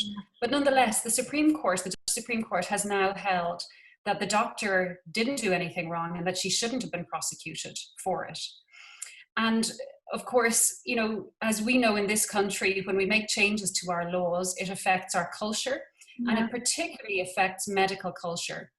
And the medical code now has been changed so that doctors can administer sedatives to patients before euthanizing them. It says in the case where a patient has advanced dementia, it's not necessary for the doctor to agree with the patient the time or manner in which the euthanasia will be given. And this is supposed to be a protection for doctors. But where's the concern for patients?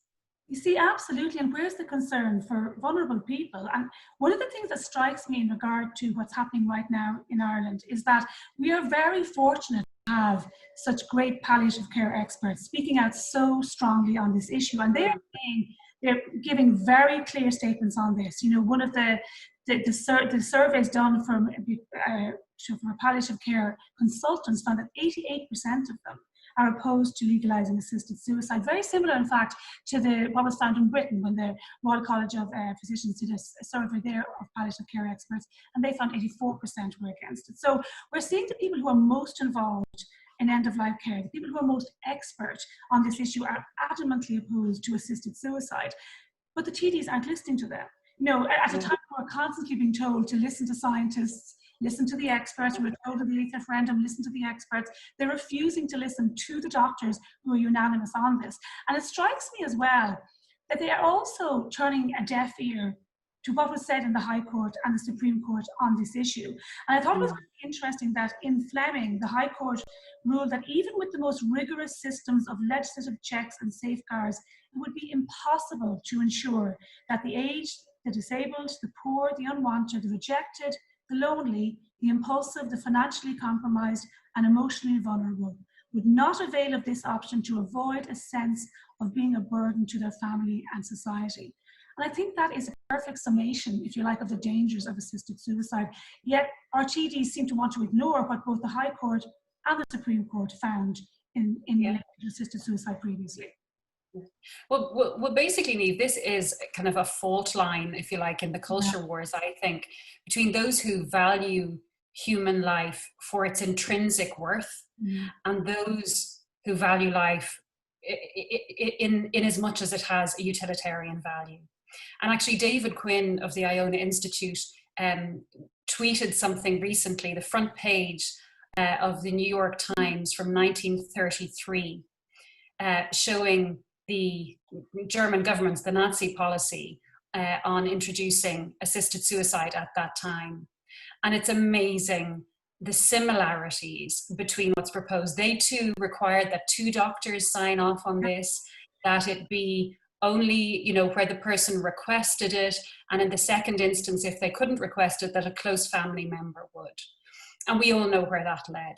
Yeah. And yet here we have people making proposals for an alarmingly similar law in our country, and it practically got through the Dáil with very little opposition, but certainly with great speed. There were, of course, many really good politicians who stood up against it, but they just weren't given the time or the voice to be able to express this.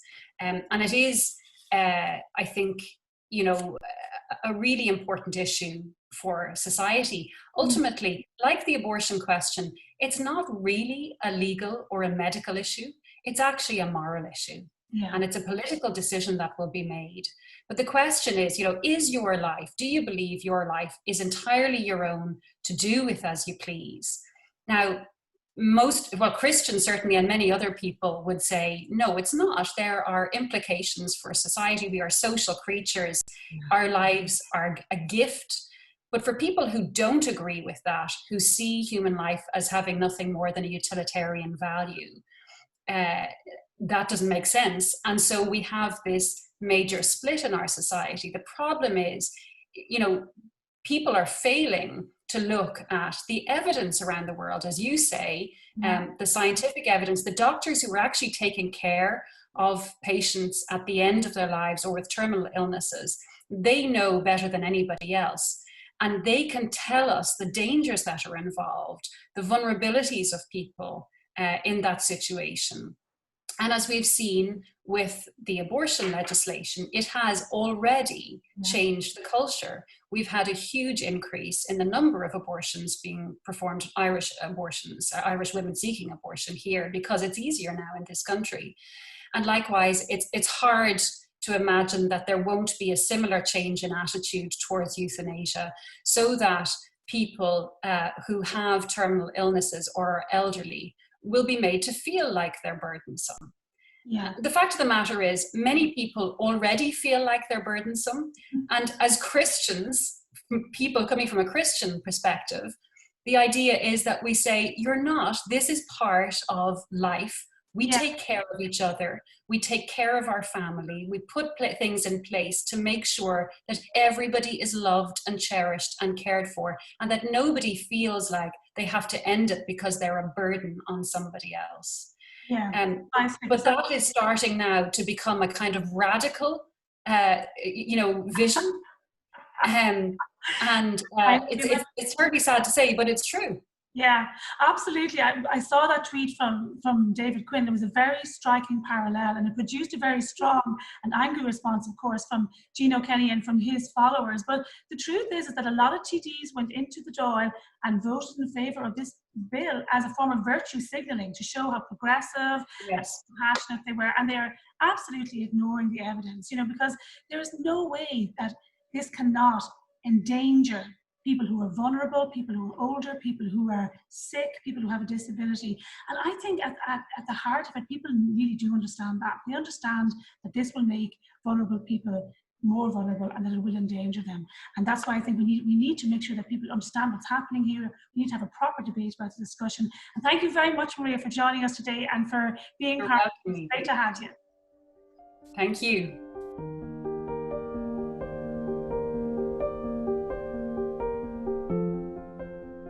While we have seen some TDs rush to support this bill without apparently even knowing what's in it, we've been lucky to have some other TDs stand up and explain why they know that assisted suicide will endanger the old, the sick and the vulnerable. We're going to hear from some of them now. At a time when over 1,000 older people have died in nursing homes around the country because the government would not protect them in those nursing homes, at a time when the government is refusing to give medical cards to everybody who has a terminal illness, when older people and people with disabilities are being refused help with regards home help and adaptations for their homes, we have the political establishment in this country seeking to bring about assisted suicide. It's absolutely incredible, which will put enormous pressure on older people across the country to end their lives. We need to protect, we need to help, and show older people that they are valued within our country.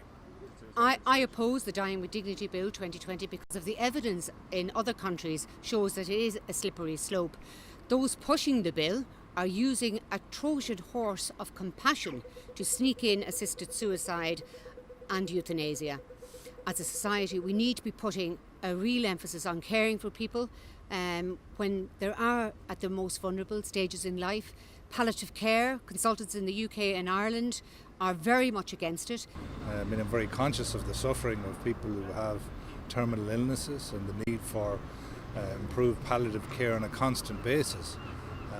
But at the same time, I do have a personal difficulty with supporting legislation to assist people in ending their life. I appreciate that's not everybody's point of view, but it is mine. It's not an issue I'll be campaigning on. But having said that, I did vote against the second stage of the legislation as proposed and would intend to vote against the future stages when they emerge. I feel as a pro-life TD, and indeed a TD who values life, that there is a better way, and it is concerning that there's been absolutely no consultation or discussion with the real experts in palliative care. We're hearing nowadays that we have to listen to NEFID on public health advice, but it's interesting that there's absolutely no discussion or dialogue with the real experts in palliative care and indeed in hospice care. And I believe that there's a better way forward.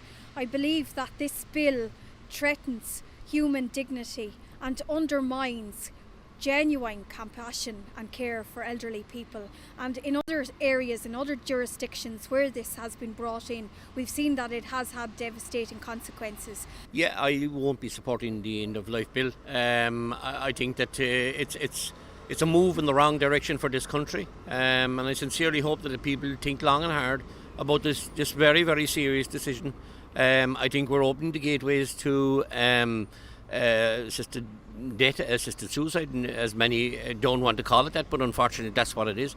So many people out there are suffering so many ailments. I've seen how many people have I met that were on death's door and a bedside and advised and told by medical professionals that there's no more they can do, that it's at the end of their life, and some of them can dance the streets today alive because they lived and they got that opportunity to live.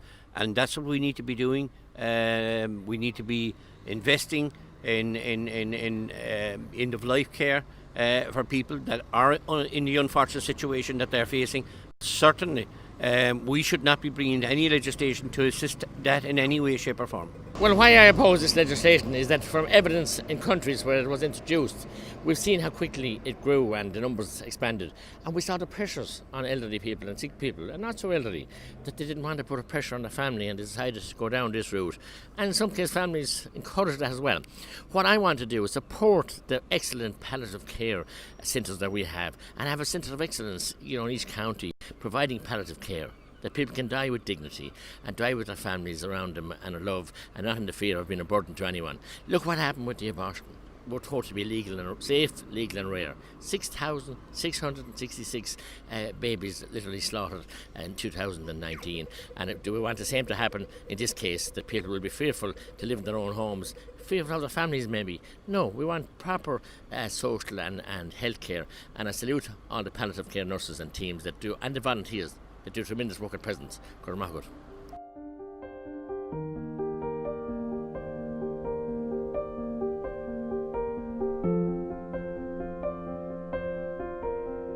So thank you so much for joining us for the conference. We hope you learned a lot. Please remember to visit us at thelifeinstitute.net and help out in any way you can. It's been a conference that's been packed full of expert medical advice, full of legal advice, the testimonies of people, incredibly powerful things being heard today at the Do No Harm conference. We really want you to like and share everything you've seen, send it to your friends, and don't forget, most importantly, be part of the campaign to stop assisted suicide and make sure that Ireland does better, that we continue to protect vulnerable people.